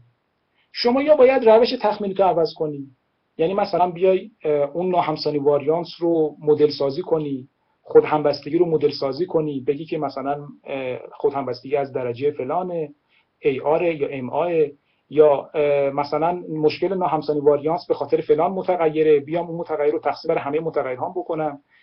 این یه راه حله، اما کار سختیه. باید فرض بذاری. GLS و XTGLS توی پنل به خاطر همین کاربرد بسیار محدودی داره. اونایی که خلاصه تا اسم ناهمسانی واریانس میاد تا اسم خود همبستگی میاد شروع میکنیم دستورهای استاتا رو ردیف کردن. حواستون به این موضوع باشد که اینا کلی فرض پشتشه. آیا خود همبستگی برای هر شرکت جدا فرق میکنه یا همه شرکت‌ها رو میخوای فرض کنی یه جور خود همبستگی دارن؟ اینا رو می‌بینی که کلی مشکلات داره. راهکار دوم که وولدریج در واقع توصیه میکنه و دیگران هم کاربردی تره. ببینید ما داریم در مورد اختصاص سنجی کاربردی حرف میزنیم. ما که نمیخوایم به اختصاص سنجی انواع تستا رو بلد بشیم، ما میخوایم اون چیزی که کاربردیه و منطقی تره و تا حدودی هم آسان تره رو یاد بگیریم. راهکار دوم استفاده از خطاهای استاندارد. استفاده از خطاهای چی هست؟ استاندارد هست که اونا چیکار میکنن؟ این خطاهای استاندارد در واقع ناهمسانی واریانس و خود همبستگی خطاها رو چیکار میکنن؟ در نظر میگیرن. بعضیشو با هم دیگه مرور کنیم و من بحثمو تموم بکنم. ان شاءالله بحث‌های بقیه باشه برای بعد و فرصت دیگر. مهمترین خطاهای استانداردی که توی حسابداری است، ببینید منظورم خطاهای استاندارد چیه؟ شما تخمین معمولی OLS معمولی میزنی، یه سری خطاهای استاندارد به شما میده، استاندارد ارور به شما میده. به اینا میگن استانداردهای ارورهای استاندارد یا معمولی. اگر اینو با فرض IID، یعنی اینکه خطاها مستقلن و ناهمسانی واریانس ندارن، معتبرن. اگر این دو تا مشکل وجود داشته باشن، خطاها معتبر نیستن، یعنی SAE ها برای ذرایع معتبر نیستن، بنابراین T ها معتبر نیست، بنابراین P value ها معتبر نیست، بنابراین همه چی رو حواس. یه سری خطاهای استاندارد با بعضی از این مشکلات چیکار میکنه؟ در واقع اونا رو در نظر میگیره. یادتون باشه رفعش نمیکنه. دوست بزرگوار داور عزیز، نگو به محقق و پژوهشگر که آقا خب حالا اومدی از استاندارد مثلا کلاستر استاندارد ارور استفاده کردی، دوباره یه تست بزن ببینم خود همبستگی رفع شده. آقا رفعش نمیکنه، همچین ادعایی نداره. اصلا با این فرض میاد اصلاح میکنه استاندارد ارورها رو، خطاها رو دست نمیزنه، با همون خطاها استاندارد ارورها رو برای شما اصلاح میکنه میده به شما. همچنان تو خطاها ناهمسانی هست، تو خطاها در واقع خود همبستگی اگر بوده همچنان هست. اینو دقت بکنیم. XTGLS که اون کار انجام میده، یعنی خطاها رو، چون اصلا روش عوض میکنی شما، GLS که اون کار انجام میده که عرض کردم مشکلاتش چی هست. پس توی حسابداری ما خطاهای استاندارد فاما مکبس رو داریم که اصلا تو این اختراع ما حسابداراست، اختراع مالیاست، فاما و مکبس. توی حوزه‌های دیگه کمتر استفاده میشه. کلاستر روباست رو داریم، خوشه‌بندی در واقع استاندارد، خطاهای استاندارد، خطاها ببخشید حالا یه طرفه میتونه باشه، مثلا کلاسترینگ در سطح مثلا شرکت باشه یا فقط در سطح شرکت سال باشه، یا کلاسترینگ دو طرفه باشه، شرکت و سال باشه. خطاهای روباست وایت رو داریم که مخصوص ناهمسانی واریانس فقط. اون دوتا یعنی کلاستر روباست یه طرفه و دو طرفه، اینا میتونن ناهمسانی واریانس و خود همبستگی رو رفع کنن، به ویژه دو طرفش توصیه میشه. اما توی حسابداری وقتی تیاتون کمه دوستان، ترجیحاً از خطاهای استاندارد یک طرفه استفاده کنید. وقتی تعداد دوره ها کمه، از خطاهای استاندارد یک طرفه در سطح در واقع خدمتتون کارزم یر استفاده کنیم، حتی یر. البته در حد صنعت هم میشه چیکار کرد؟ استفاده کرد. خیلی نکات زیاده، من میخوام بحثمو جمع بکنم. اینا خودش یه در واقع ارائه دیگه میطلبه. من فقط یه نکته دوست دارم در مورد درونزایی بگم و اونم این که مشکلی که ما الان با داورمون داریم اینه. یه زمانی اصلا نمیدونستیم درونزایی چیه. الان مقاله میفرستی برای داور، میگه آقا درونزاییشو چک نکردم. آقا داور محترم، این میشه مکانیکی برخورد کردن با درونزایی، این میشه توپ و توپ زمین پژوهشگر پرت کردن. یادمون باشه اگر میخواهیم در مورد درونزایی حرف بزنیم، در مورد فرض چهارم رگرسیون، اینکه جزء خطا با متغیرهای مستقل اصلی همبستگی نداشته باشن حرف بزنیم، اگر میخوایم صحبت بکنیم اینطوری باید به پژوهشگر بگیم. اول از همه بگید که چرا فکر میکنید مشکل درونزایی وجود داره. تحقیقات قبلی نشون دادن متغیری هست که شما فکر میکنی مثلا محذوف، تورش انتخاب وجود داره، خطای اندازه‌گیری تو ایکس وجود داشته. این اول باعث برای پژوهشگر توضیح بدی و ایراد بگیری بهش. نکته دوم این که راهکارم باعث بهش بدیم. مثلا میگیم آقا متغیرهای ابزاری استفاده بکن. خب بایستی شما به عنوان داور یه ابزاری بهش پیشنهاد بدی، حداقل پیشنهاد بدی، بهش فکر کنه. نه اینکه آقا ابزار نیست. خب ابزارم باید معتبر باشه، نمیشه همین چیزی براش استفاده کرد که. بنابراین یه خورده‌ای تو این داوری هامون به درونزایی اهمیت بدیم. این خوبه پژوهشگر عزیز، داور عزیز، خودم عرض میکنم، ببخشید من اینطوری صحبت میکنم، اما یه کاری نکنیم که خلاصه پشیمون بشیم و ما رو مس کنن دوباره. مثلا مدل پنل دوستان برمیدارن میگن آقا میخوام درونزایی چک کنیم، اوکی، برمیدارن مدل رو داینامیک میکنن، یعنی یه دونه وای وقفه دار به سمت راست مدل اضافه میکنن، بعد میان سیس جی ام ام میزنن یا از تخمین های XT باند و XT باند 2 تخمین روش آرلانو و بوند استفاده میکنن. آقا شما داری مدل تو عوض میکنی. اگر اعتقاد داری وای تی ام ان های یک سمت راست باید باشه، چرا تو مدل نیوردی؟ بنابراین این قطعا غلطه. همچین چیزی ما نداریم دوستان. داینامیک پنل مدل شماست. اگر مدل شما واقعا نیاز داره که وای وقت بدار سمت راستش باشه، یا علی اصلا اشتباه میکنی که فیکس افکت معمولی تخمین میزنی، باید بری از جی ام ام سیستمی و غیر استفاده بکنی، از ایکس ای باند استفاده بکنی. اما اگر نباید سمت راستش باشه، اشتباه این که بیایید داینامیک بکنی و بعدم فکر بکنیم که آقا ما چه حرکتی زدیم و خارق العاده و فلان اینا. خیلی ممنون. من عذرخواهی میکنم اول از همه از اساتید بزرگواری که در پنل حضور دارن، استادان عزیز آقای دکتر افلاطونی، آقای دکتر محمد رضایی، آقای دکتر فرجی، و از مشارکت کنندگان عزیز. ببخشید و عذرخواهی میکنم. من در خدمت دوستان هستم. خیلی ممنون با ارائه خوبتون، زحمت کشیدین. اگر اجازه بدین در خدمت داوران محترم باشیم، جناب آقای دکتر محمد رضایی، آقای دکتر افلاطونی و آقای دکتر فرجی.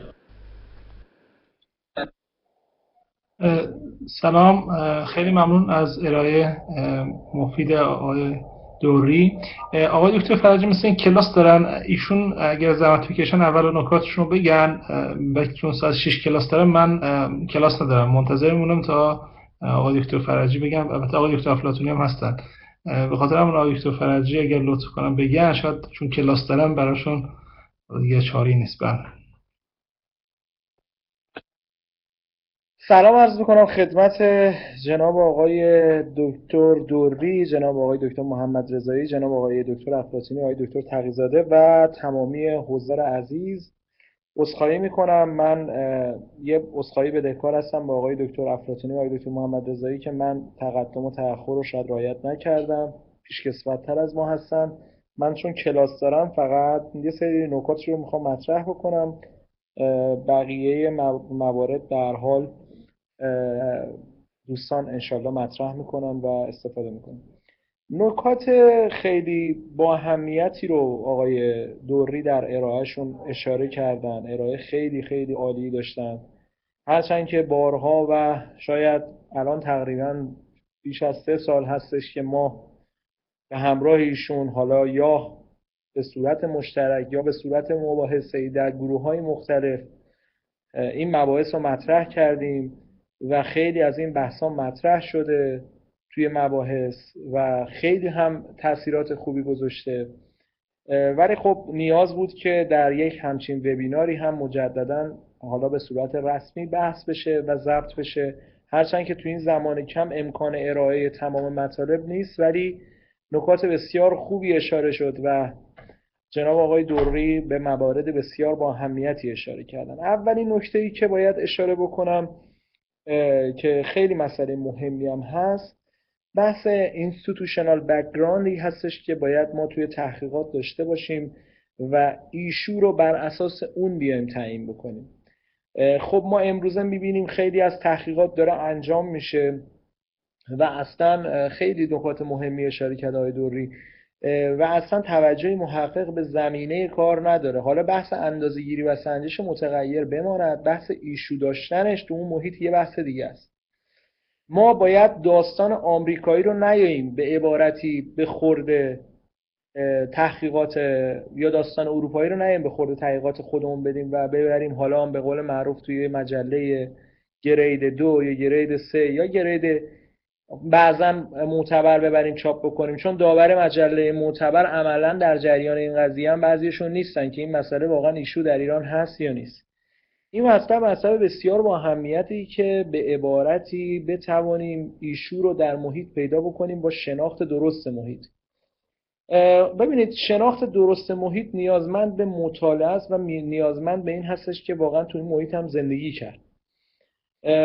ما یک مقاله‌ای رو با آقای دکتر محمد رضایی چاپ کردیم تحت عنوان معمای سنجش کیفیت حسابرسی در ایران و اینکه آقا چرا یک سری از معیارهایی که داره استفاده میشه توی ایران ایراد داره و نباید استفاده بشه. مثلا ما هنوز میبینیم که گاهن سازمان حسابرسی رو میان عدد 1 میذارن و سایر مؤسسات خصوصی رو عدد 0 و میان اینو به عنوان معیار کیفیت حسابرسی تعریف میکنن و این یک بحث بسیار با اهمیتی که باید بهش توجه بشه. یا اشارات خیلی خوبی رو آقای دوری توی ارائهشون کردن به متغیرهای مختلفی که در این حوزه هست و باید واقعا توجه بشه به این بحث‌ها و این مباحث. یا هنوز ما می‌بینیم تخصص حسابرس در صنعت رو دارن چطوری اندازه‌گیری میکنن و چه با چه آب و تاب. در زمینه بحثی که مطرح شد در زمینه متغیرهای مجازی، یه نکته‌ای رو آقای دوری من اضافه بکنم به صحبت‌های شما. این متغیرهای مجازی رو توی تحقیقات عموماً به این صورت هستش که اگر متغیر مستقل ما یک متغیر مجازی باشه میان یونیوریت تست انجام میدن و تمام متغیرهای مستقل رو یا به عبارتی کارهای مختلف رو میان مقایسه میکنن در دو گروه مختلف و به عبارتی آزمون‌های تی آزمون‌های کای اسکوئر میزنن و این هم میتونه خیلی به تفسیرهای ما کمک بکنه و اتفاقاً چقدر میتونه غنی بکنه. آمار توصیفی باید به صورت مقایسه‌ای ارائه بشه. آمار توصیفی باید مقایسه بشه با تحقیقات قبلی. یکی از راهکارهای اعتبار آمارهای توصیفی این هستش که محقق در تفسیرهای خودش اشاره بکنه به پژوهش‌های مشابه. این هم مسئله خیلی مهمی هستش. مسئله بعدی که باید ذکر بکنم در زمینه انحراف معیار متغیرهای دامی هستش که آقای دوری خیلی دقیق هم اشاره کردن، ولی من گاهم میبینم بعضی از دوستان با انحراف معیار مثلا شاید بسیار بسیار کم و مثلا مشاهدات اینطوریه 90% داده ها یکن، 10% داده ها صفرن، حتی میاد مدل رو به صورت متغیرهای تعدیلگر ران میکنه، اجرا میکنه، اصلا دیگه کلا داستانهای متفاوتی هست. آقای دکتر فرجی عذرخواهی میکنم، من جسارتاً یه نکته رو ضروری میدونم اینجا بگم، یادم رفت توی ارائه، و اونم این که من وقتی مثلا میگم که آقا متغیر دامی به ویژه باید واریانس کافی داشته باشد، اینو خیلی جاها گفتم و تو گروه ها بازم میخوام تاکید بکنم و اون نکته اصلیشو بگم. آقای دکتر فرجی به هیچ وجه ما به سراغ درصد نریم ها، یعنی نگیم که 10% این متغیر یک هست پس واریانس نداره. این کافی نیست. شما بایستی به میزان کافی 1 یا حالا 0 برای تخمین اون ضریب داشته باشید. مقدار کافی چیه؟ دوستان بیشتر از 30 تا. این در واقع مثل همون کاری که برای همین مشاهدات انجام میدیم. توی متغیرهامون 30 تا دونه 1 در واقع حداقل دیتایی است که میتواند یک تخمین معتبر رو بدهد. حالا بعضی وقتا این 30 تا دونه 1 میشه 1% مشاهدات. پس درصد نگیم که خلط مبحث میشه و اون هدفمون چی میشه؟ نقض غرض میشه. شما توی مقالات خارجی مثلا 100,000 تا دیتا دارن، 1% میشه چقدر؟ میشه 1000 تا. بسیار خوبه برای اینکه شما چیکار کنید؟ یه تخمین معتبری بزنید. اما ما مثلا 500 تا داده داریم، 500 تا داده مثلا 2% میشه چقدر؟ میشه 10 تا دیتا که 1 دارن. این معمولا در 99% موارد معنادار نمیشه و بعدا ما تفسیر میکنیم که اثر علمی ندارد، در صورتی که آقا با این 10 تا دیتا نمیشود یه تخمین معتبر به دست آورد. شما تو ایران، تو دیتای ایران اونو نمیتوانید چیکار بکنید؟ در واقع بررسی بکنید. حداقل اگر هم تخمین میزنید بگید ممکنه معنادار نشدنش به خاطر واریانس کمش باشه. هرچند که من اینو نمیپسندم دومی رو. بهتره اگر واریانس نداره موکول کنیم کشورهای دیگه بررسی کنن، دیتاهای دیگه بررسی بکنن. جسارت کردم. خواهش میکنم، کاملا صحبت من رو تکمیل کرد. من میخواستم به این مطلب اشاره بکنم. ممنونم، تشکر. خدمت شما عرض شود که جناب آقای دوری، یه بحثی که دیگه مطرح شد در زمین، یعنی مطرح نشد در ارائه شما، بحث فیکس افکت و رندوم افکت و داستانهای متغیرهای مجازی سال و صنعت هستش که خیلی از دانشجوها به ما مراجعه میکنن و میپرسن. پارسال هم بحث شد در هماندیشی پژوهشگران جوان در 17مین همایش ملی حسابداری، خود شما هم بحث کردید.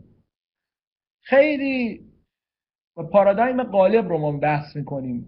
به طور کلی دوستان همیشه اولویت در پژوهش‌های حسابداری که به عبارتی سارشرکتی دارن کار انجام میدن، به این صورت است که اول فیکس افکت اولویت داره به رندوم افکت. اما فیکس افکت ما به چه دلیل استفاده نمی کنیم؟ اون مقاله معروف بال 2012 بحث مطرح میکنه که آقا به دلیل اینکه گاهن دوره‌های زمانی ما دوره‌های زمانی کوتاه مدت تریه، یا به عبارتی تعداد مقاطع ما فاصله زیادی داره با دوره‌های زمانی ما عملاً به خاطر بحث کاهش درجه آزادی مدل ما میایم چیکار انجام میدیم؟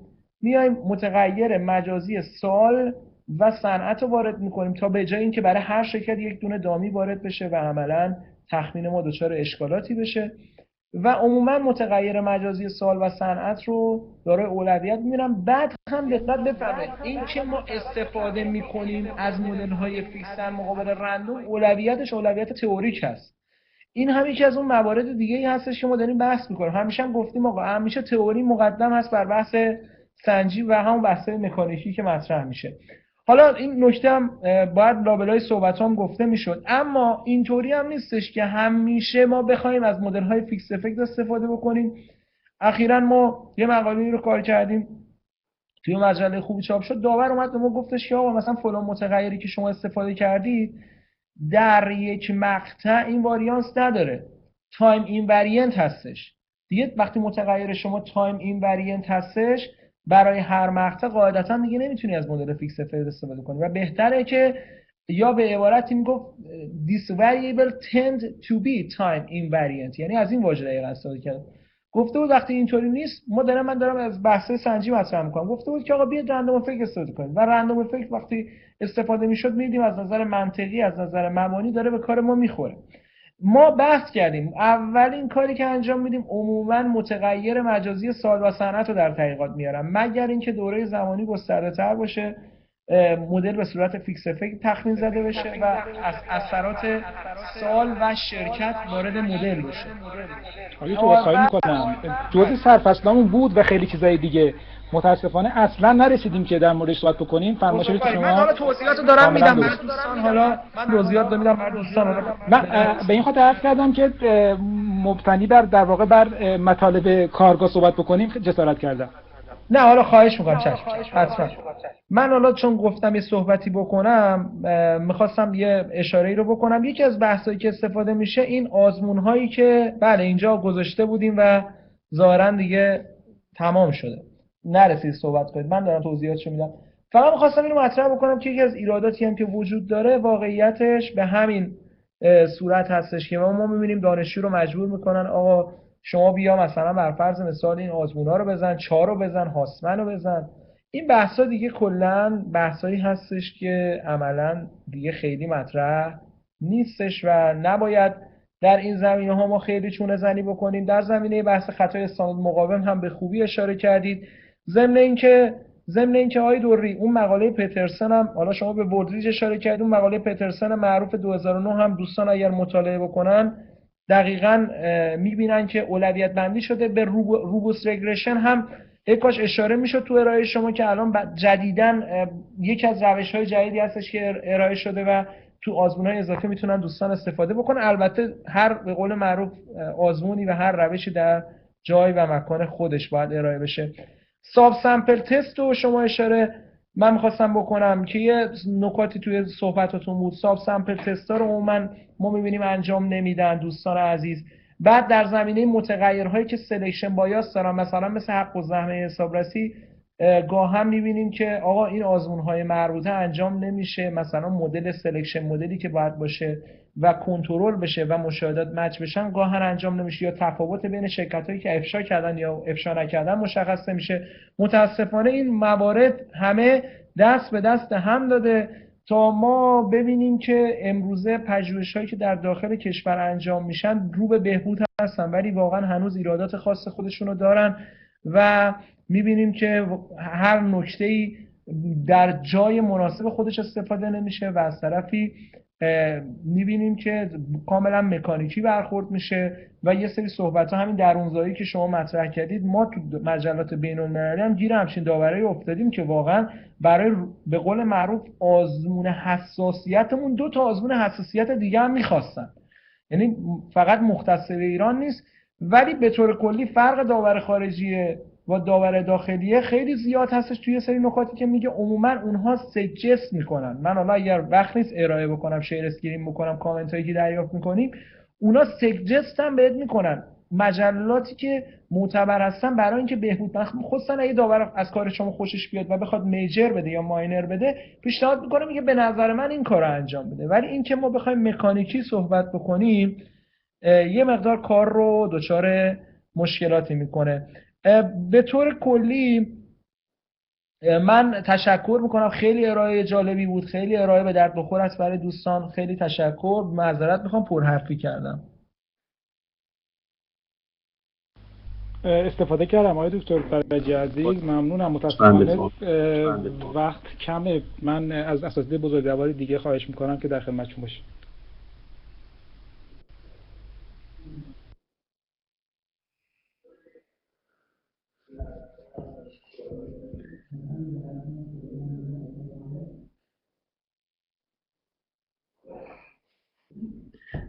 آقای دکتر محمد رضایی، آقای دکتر افلاطون، در خدمت شما هستیم. خواهش میکنم. من چون آقای دکتر افلاطونی پیشکسوت ما هستن، نسبت ما پیشکسوت‌تر هستن، من در واقع میکروفون رو اول میدم به آقای دکتر افلاطونی و ایشون نکاتشون رو بگن، بعد بنده در خدمتتون هستم. سلام آقای دکتر، ارادت داریم خدمت شما، بزرگواری کردیم. ممنون از لطفتون بابت ارائه خوبی که داشتید. من نمیدونم دوستان صدای بنده رو دارن یا نه، چون من اینجا توی سیستم خودم متوجه نمیشم. بله آقای دکتر، ما صدای شما رو داریم. سلام عرض کردم. سلام. بسیاره. تشکر میکنم از آقای دوری عزیز با ارائه نکات بسیار خوبی که داشتن و دوستان گرامی دیگر، همچنین از دوستان دانشگاه یزد که این امکان فراهم کردن خدمت دوستان باشیم. بنده همیشه عرض کردم که در واقع ارائه های آقای دوری و نکاتی که ایشون همیشه بیان میکنن اصطلاح پشتوانش مطالعه خیلی زیاد و دقیق هستن. به خاطر همین نکات خاصی در مورد ارائه یا در واقع اصلاح اشتباه چیزی ما نداریم خدمت ایشون. بنده صرفاً چند نکته ای رو که مدتی هست در واقع درگیر هستیم باش یه مقدار بیان کنم. درسته که بین بالاخره ارقام حسابداری و حالا فرمول های آمار روابطی هست و داور میتونه با استفاده از اون روابط در مورد صحت و سقم نتایج یک برداشت های کلی داشته باشه، ولی واقعیت حالا برداشت شخصی بنده است حالا اینه که با اینکه شخص داور باید همیشه دقت و تردید حرفه‌ای هم داشته باشه در ذهن خودش، ولی همواره باید صداقت رو در واقع فرض رو بر صداقت نویسنده بگذاره. یعنی ما به عنوان داور باید فرض رو بر صداقت نویسنده بگذاریم. جایی که شک داریم با شک خودمون در واقع روی مقاله در واقع نویسنده نظر ندیم. جایی که مشکوک هستیم خیلی راحت از سردبیر بخوایم که دیتا رو از نویسنده بخواد در اختیار ما بگذاره و همیشه اینو در نظر داشته باشیم که داوری به قصد مچگیری نباشه. داور باید در موقع داوری با ذهنیت منفی و یا حتی مثبت قبلی داوری نکنه. خدمتتون عرض کنم که اگر فرصتی برای داوری نداریم، اگر موضوع در تخصص ما نیست، هیچ اشکالی نداره انصراف از داوری بزنیم. بارها و بارها دوستان این مورد رو در واقع متذکر شدن و همیشه به من میگن که در واقع انتقاد دارن نسبت به داوران که داور ما نکاتی رو مطرح کرده و مشخصه که در این زمینه به اصطلاح تخصص نداشته و نمیدونسته اصلا قضیه چی هست. این رو بیشتر برای داوران عرض کردم خدمت شما.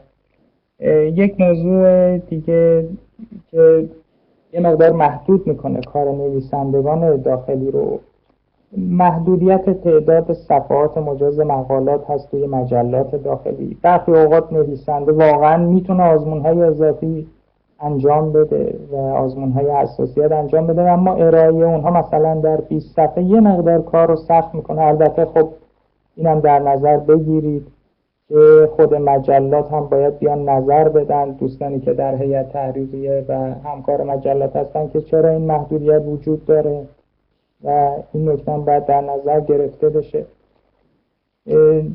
یک نکته در مورد دوربین واتسون جناب دوری فرمودن، دقیقاً در کتاب وربیک سال 2004 صفحه 357 این گفته شده که در داده‌های ترکیبی از اونجایی که در واقع مقادیر بحرانی این آمار متفاوت هست برای داده‌های پنل، موقعی که می‌خواید اینو استفاده کنید بعد اینو دقت داشته باشید که صرفاً این که بین به اصطلاح بازه‌ای 1.5 تا 2.5 باشه قابل پذیرش نیست. یعنی عملاً همین محدودیت‌ها باعث شده که این آماره رو ما کنار بگذاریم توی داده‌های پنل. به کردات پیش اومده داور مقاله خودم از من خواسته که این رو بیارن و اون طرز نگارش متاسفانه طوری بوده که حالت توصیه هم نداشته، حالت اجبار و الزام داشته. خب ما هم مجبور شدیم و بیاریم، ولی خب تحلیل رو بر اساس اون آماره بیان نکردیم. یعنی ببینید تا این حد متاسفانه ما تو بحث‌های داوری مشکل هم داریم. بسیار عالی. من یه نکته‌ای هم هست در پایان عرض کنم، باز هم برای داوران گرامی. ببینید خیلی شاید برای داوران جوان‌تر که حالا پرشور و حرارت هستن در این حوزه و علاقه‌مند هستن، شاید مصداق داشته باشه. همیشه در نظر بگیرید مقاله‌ای که میاد زیر دست ما و ما داورش هستیم طوری داوری کنیم که حق نویسنده و حق مجله ضایع نشه. در نظر بگیرید که دفاع دانشجو، آینده و معیشت اون شخص ممکن واقعا در گرو این مقاله باشه. البته این سخنم به این معنا نیست که پذیرش بدیم، تا مطمئن نشدیم و شواهد قطعی نداشتیم رد نکنیم. به کرات و اصطلاح برای خود بنده پیش اومده، یعنی صرفاً به خاطر یک نکته خیلی ریز که کلیت مقاله رو خدشه‌دار هم نمی کرده مقاله رد شده. حالا برای من هیئت علمی خیلی مهم نیست مقاله رد بشه، ولی برخی اوقات برای دانشجو به خصوص دوستان دوره دکترا خیلی مهم هست. بسیار من وقت دوستان رو نگیرم، هستیم خدمت بقیه دوستان. آقای دکتر محمد رضایی لطف کردید وقتتون در اختیار بنده قرار دادید، هستیم خدمت شما. خیلی متشکرم آقای دکتر افلاطونی عزیز. سعادتی بود که به بهونه این کارگاه درس پس بدم خدمت شما و صدای گرمتون رو بشنوم. نکات کاملا درستی رو اشاره کردید و بگم که هدف از این کارگاه هم این نبود که حالا اون توانایی مشگیری در واقع داورا رو ما افزایش بدیم، بلکه حداقل یه سری اشتباهات ظاهری انشالله کمتر بشه و ضمن که برای خود ارزیابی هم مفید هست. در مورد دوربین واتسون هم آقای دکتر یه ورژن داره برای داده‌های پنل، دوربین واتسون تعدیل شده برای داده‌های پنل که اون رو میشه استفاده کرد و اون مشکلی داره که شما فرمودید دقیقاً. یعنی دیگه اون حدود 2 بودن ما رو در واقع کمک بکنه که بفهمیم خود همبستگی وجود نداره، اون اونجا صدق نمیکنه. بله. اما این دوربین واتسونی که ایویوز مطرح میکنه اصلا یه چیز خلاصه به قول خود هلپ ایویوز، یه چیز سیمپل به خاطر اینکه جدول پر بشه هست. صرف اینکه نمبر ارائه میکنه دوستان دقت بفرمایید که اعتبارشو تایید نمیکنه. عذرخواهی میکنم. خواهش میکنم اختیار بدید. یه نکته کوچولو من خاطرم رفت در مورد برای سطح 1%. حالا بالاخره من نگران این هستم دوستان باز پاورپوینت رو در واقع در اختیار بگیرن و اون عدد 2.6 رو، چون اگر شما از توابع اکسل هم استفاده بفرمایید 2.58، یعنی به خاطر 0.02 مقاله یه بنده خدایی در واقع رد بشه. من نگران اینم. این رو دوستان دقت داشته باشن. در اکسل توابعی هست، شما آماره در واقع تی رو داشته باشید، کایدو رو داشته باشید، میتونید با داشتن درجه آزادی پی ولیو رو حساب کنید و بالعکس. آقای دکتر خیلی ممنون، نکته بسیار درستی گفتید. من جسارتا در تایید صحبت شما یه لحظه دسکتاپم شیر میکنم، همونطور آقای دکتر محمد رضایی صحبت میکنن و این توابع نیاز به اکسل هم نیست، اصلا ما کلکیولیتورهای آنلاینی داریم که خیلی شیک و قشنگ اینا رو به ما میدن. من فقط دسکتاپم شیر میکنم، در خدمت آقای دکتر محمد رضایی هستیم. خیلی ممنون. خواهش میکنم، محبت کرد. سلام دوباره خدمت آقای دکتر.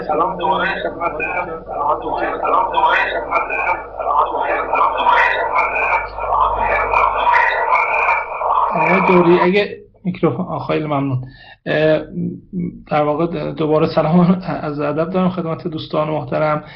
ارائه خیلی خوب بود. من از این بابت که یه سری نکات خیلی ساده را آنجا مطرح کردیم، شاید در واقع کاراییش بیشتر از نکات پیچیده‌ای باشه که بخوایم مطرح بکنیم، هرچند که مطالب دوستان گفتم، من مطلب در واقع نقد مطالب رو ندارم، بیشتر در راستای همین مطالبی که آقای دوری گفتن بحث کردن میخوام یه سری مطالب رو خدمتتون عرض بکنم.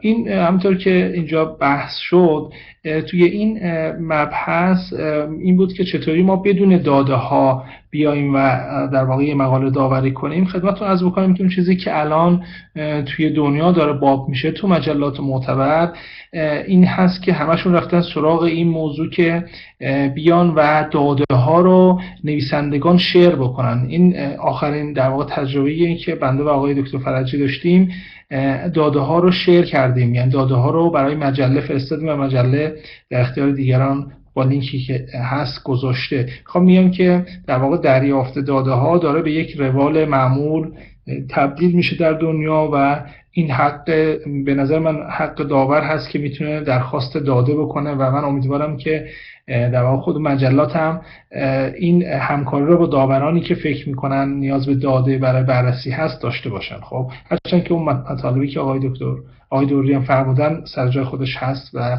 قابل قبوله. بحث مربوط به اون پنل متوازن بحث شد، خب که کاملا مباحثشون خیلی عالی بود. ما به خاطر پنل متوازن نیاییم و اون از مزایای مشاهدات زیاد در واقع خودمون محروم بکنیم و در واقع اون بحث‌های مربوط به آزمون‌هایی که میتونیم بزنیم، آزمون‌های حساسیت که میتونیم بزنیم با داده‌های اضافی، اونا رو خودمون محروم میکنیم با پنل متوازن که تعریف میکنیم. تعداد مشاهدات من ترجیحاً، حالا آقای دوری گفتن 30 تا، حالا از لحاظ آماری هم 30 تا حالا فرض بگیریم. خب به هر صورت شما میخوایم پژوهش انجام بدید، سعی کنید که با مشاهدات، حتی الامکان با مشاهدات زیاد پژوهشتون انجام بدید. خب شما اگر نگاه کنید توی مقالات خارجی سعی میکنه حتی الامکان با مشاهدات زیاد، میبینیم با 10,000 با 12,000. حالا ما نداریم 10,000 12,000، ولی مثلا میتونیم اگر در واقع همت بکنیم با 1000 و بالای 1000 تا مشاهده در واقع این آزمونامون رو انجام بدیم که از آماری هم در موردش صحبت شده که چرا مشاهدات بالا توی بحث رگرسیون میتونه نتایج قابل اتکاتری به ما ارائه بده، غیر از اون بحث‌های مربوط به ساب سامپل‌هایی که میتونیم از این مشاهدات داشته باشیم. بعد در مورد اون آمارهای توصیفی هم که گفتن، بله و همیشه باید آمار توصیفی رو به دانشجوها میگم آمار توصیفی مثل در واقع یه آزمایش. من دکتر وقتی شما رو میبینه چیزی برای شما تجویز نمیکنه، میگه اول برو یه آزمایش بگیر ببینم مثلا قند خونت در چه رنجیه، مثلا نمیدونم فرض چربیت چطوریه، بعد بیا مثلا یه در واقع داروی برای شما تجویز بکنم. در مورد آمار توصیفی هم همینه. قبل از اینکه شما برید دنبال آزمون‌های اصلیتون حتما آمار توصیفی رو بگیرید. بیشتر من واقع شما یه سری در واقع به شما آلارمایی میده که این آلارما بیشتر از بابت ممکن دیتا انتری باشه. مثلا فرض مثال در واقع شما داده هاتون رو مثلا اومدین 66% بزنید، زدین مثلا 66% بزنید، زدین 66. خب بعد یه دفعه نویز توی داده های شما ایجاد کرده که به این راحتی میتونید چیکار کنید، اینا رو ببینید. تو بحث در واقع حالا اینا دیگه خارج از بحث مطلب ماست که من خدمتتون عرض بکنم. اون رنجشون هم مشخصه دیگه. تو ایران بیشتر متغیرها رنجشون مشخصه. مثلا لورج که من خودم شخصا تحقیق کردم، اگر درست در واقع وینزورایز عمل شده باشه بین 60 تا 70، من اون چیزی که تو ایران دیدم بین 60 تا 70%. اگر تفاوت عمده‌ای با اینا داشته باشه، البته من بدهی در واقع جمع بدهی‌ها رو در نظر گرفتم، خب چون میده که چیه شما با داداتون پرت یا جمع مثلا لگاریتم طبیعی جمع دارایی‌ها یا همون سایز به 13 تا 15 مثلا الان اخیرا. خب اینا این چیزایی هستن که ما باید بهشون دقت داشته باشیم و در واقع ازش استفاده بکنیم. بعد اون شرایط محیطی بود که آقای دکتر فرجی صحبت کردن. منم اگه بخوام صحبت بکنم واقعا خیلی مهمه توجه به شرایط محیطی. من اینو بارها توی کلاس‌ها به دانشجویان تاکید میکنم. مثلا فرض مثال یه پژوهشی انجام میشه، میاد مثلا کمیته حسابرسی چه نقشی رو حق الزحمه داره، بعد شما وقتی میری خود منشور کمیته حسابرسی رو میخونی میبینی که اصلا نقشی برای کمیته حسابرسی در نظر گرفته نشده. خب این پژوهش نباید انجام بدیم که هم به خودمون هم به جامعه علمی در واقع به چش لطمه وارد بشه. بعد موضوع دیگه مثلا حسابرس متخصص سند، ما فرض مثلا بحث کردیم تو مقاله سنجه‌های معمای سنجش کیفیت حسابرسی، گفتیم عملا ما میتونیم اندازه‌گیری بکنیم ولی تو کشور وجود نداره حسابرس متخصص صنعتی. این باز میگرده به شناخت محیط پژوهشی. اینا رو کم دقت داشته باشیم به عنوان ریسرچر و هم به عنوان داور، خب که به هر صورت یک مقاله رو نپذیریم که واقعا اون موضوع اصلا ایشوی کشور ما نیست یا ایشوی کشور خارجیه.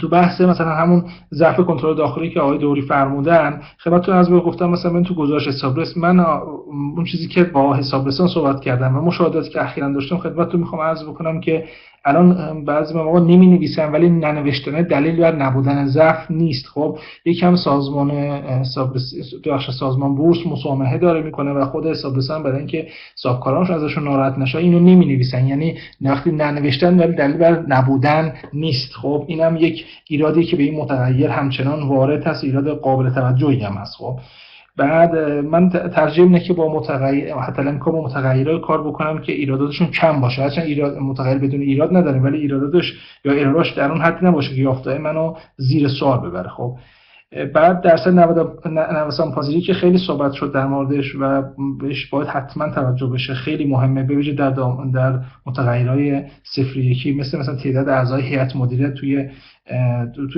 تعداد اعضای هیئت مدیره که زن هستن توی هیئت مدیره یا تعداد اعضای زن توی در واقع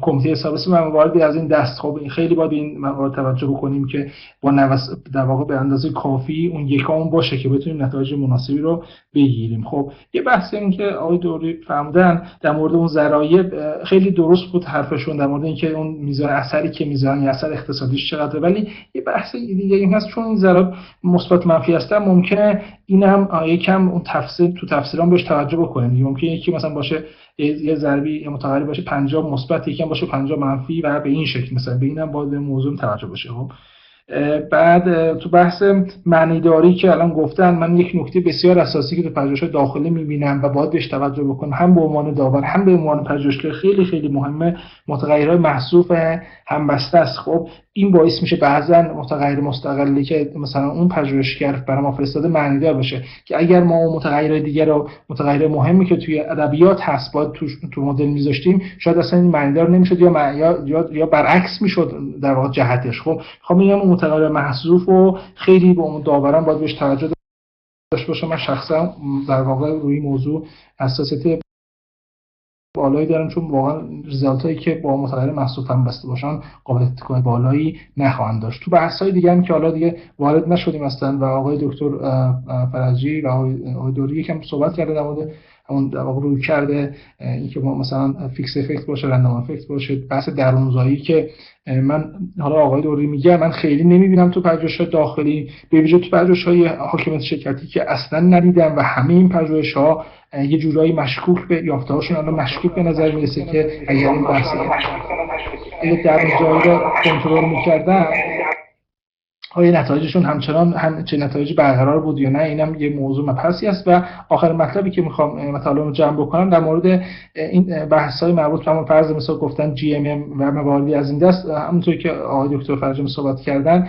ما معمولا تو تست‌های اضافی، توی بحث درونزایی و حتی توی انتخاب رویکرد اونها میخوایم تو سطح سال، صنعت، تو سطح مثلا شرکت فیکس بکنیم یا رندوم. همه اینا باید تئوریکال جاستیفیکیشن یا در واقع یه پشتوانه نظری داشته باشن، بعد ما بریم سراغ اینا و از این مطالب استفاده بکنیم. امیدوارم که مطالب تکمیلی در واقع شما رو گمراه نکرده باشه و کامل رسان باشه.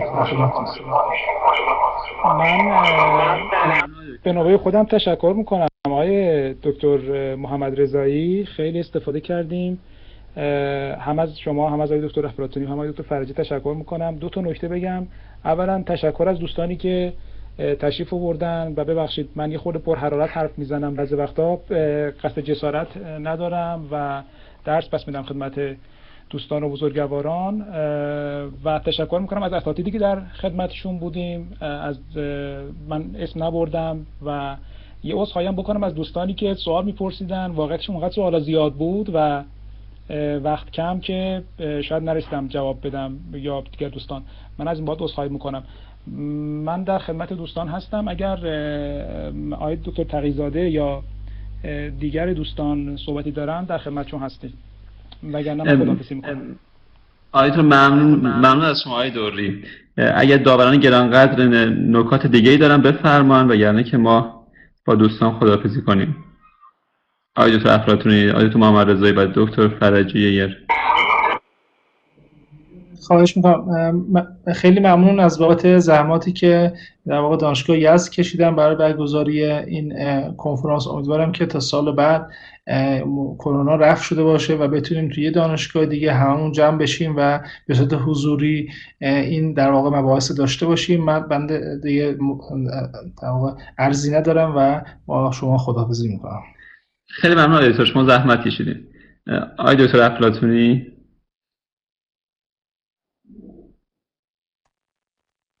عرضی نیست، دستتون درد نکنه، محبت کردین. در واقع این زحمتی بوده برای شما و ما خیلی استفاده کردیم. بعد از مدت‌ها تونستیم توی یه همایش، البته به صورت مجازی، شرکت کنیم. خیلی ممنون از لطفتون. خواهش میکنم، اختیار بدید. خب من بازم تشکر میکنم از آقای دوری، نکات بسیار ارزشمندی رو ارائه کردن توی این کارگاه که نیاز هست ما توی پژوهش‌هامون بهش بیشتر توجه کنیم. انگار به نظر میرسه هر چی نکات بیشتر در نظر بگیریم که پژوهش‌هامون بالاتر خواهد رفت. آقای دکتر تقی‌زاده، من عذرخواهی میکنم بین صحبت شما میام. من واقعیتش مواردی رو از مقالاتی که حالا یا داوری کرده بودم یا چاپ شده انتخاب کرده بودم که در واقع اون حالت کارگاهی بیشتر اتفاق بیفته. بله. این نکات رو آورده بودم که نشون بدم مثلا انحراف معیار اشتباه شده یا میانگین مطابق انتظار نیست، اما متاسفانه وقت نشد. از این بابت هم عذرخواهی میکنم از شما آقای دکتر برزگری، خانم دکتر عارف منش و دیگر دوستان دانشگاه یزد. هم خیلی ممنونم. نه خواهش من، شما زحمت کشیدین. در کل استقبال خوبی از این کارگاه شد. تقریبا 120 نفر ثابت با ما بودن که این نشون میده این موضوع مهمیه. ممنون که با ما بودین، ممنون از همراهی خوبتون. همینطور من جا داره از داوران گرانقدر جناب آقای دکتر محمد رضایی، آقای دکتر افلاطونی و آقای دکتر فرجی قدردانی و تشکر بکنم. خیلی ممنون بابت وقتی که گذاشتین و نظرات ارزشمندی که ارائه کردین. متاسفانه ما این افتخار رو نداشتیم که به صورت حضوری در خدمتتون باشیم. امیدوارم در کنار خانواده‌تون در صحت و سلامت کامل باشید. لطفاً ما رو در لینک‌های مربوط به سالن اصلی همراهی کنید. من شما رو به خدا میسپارم.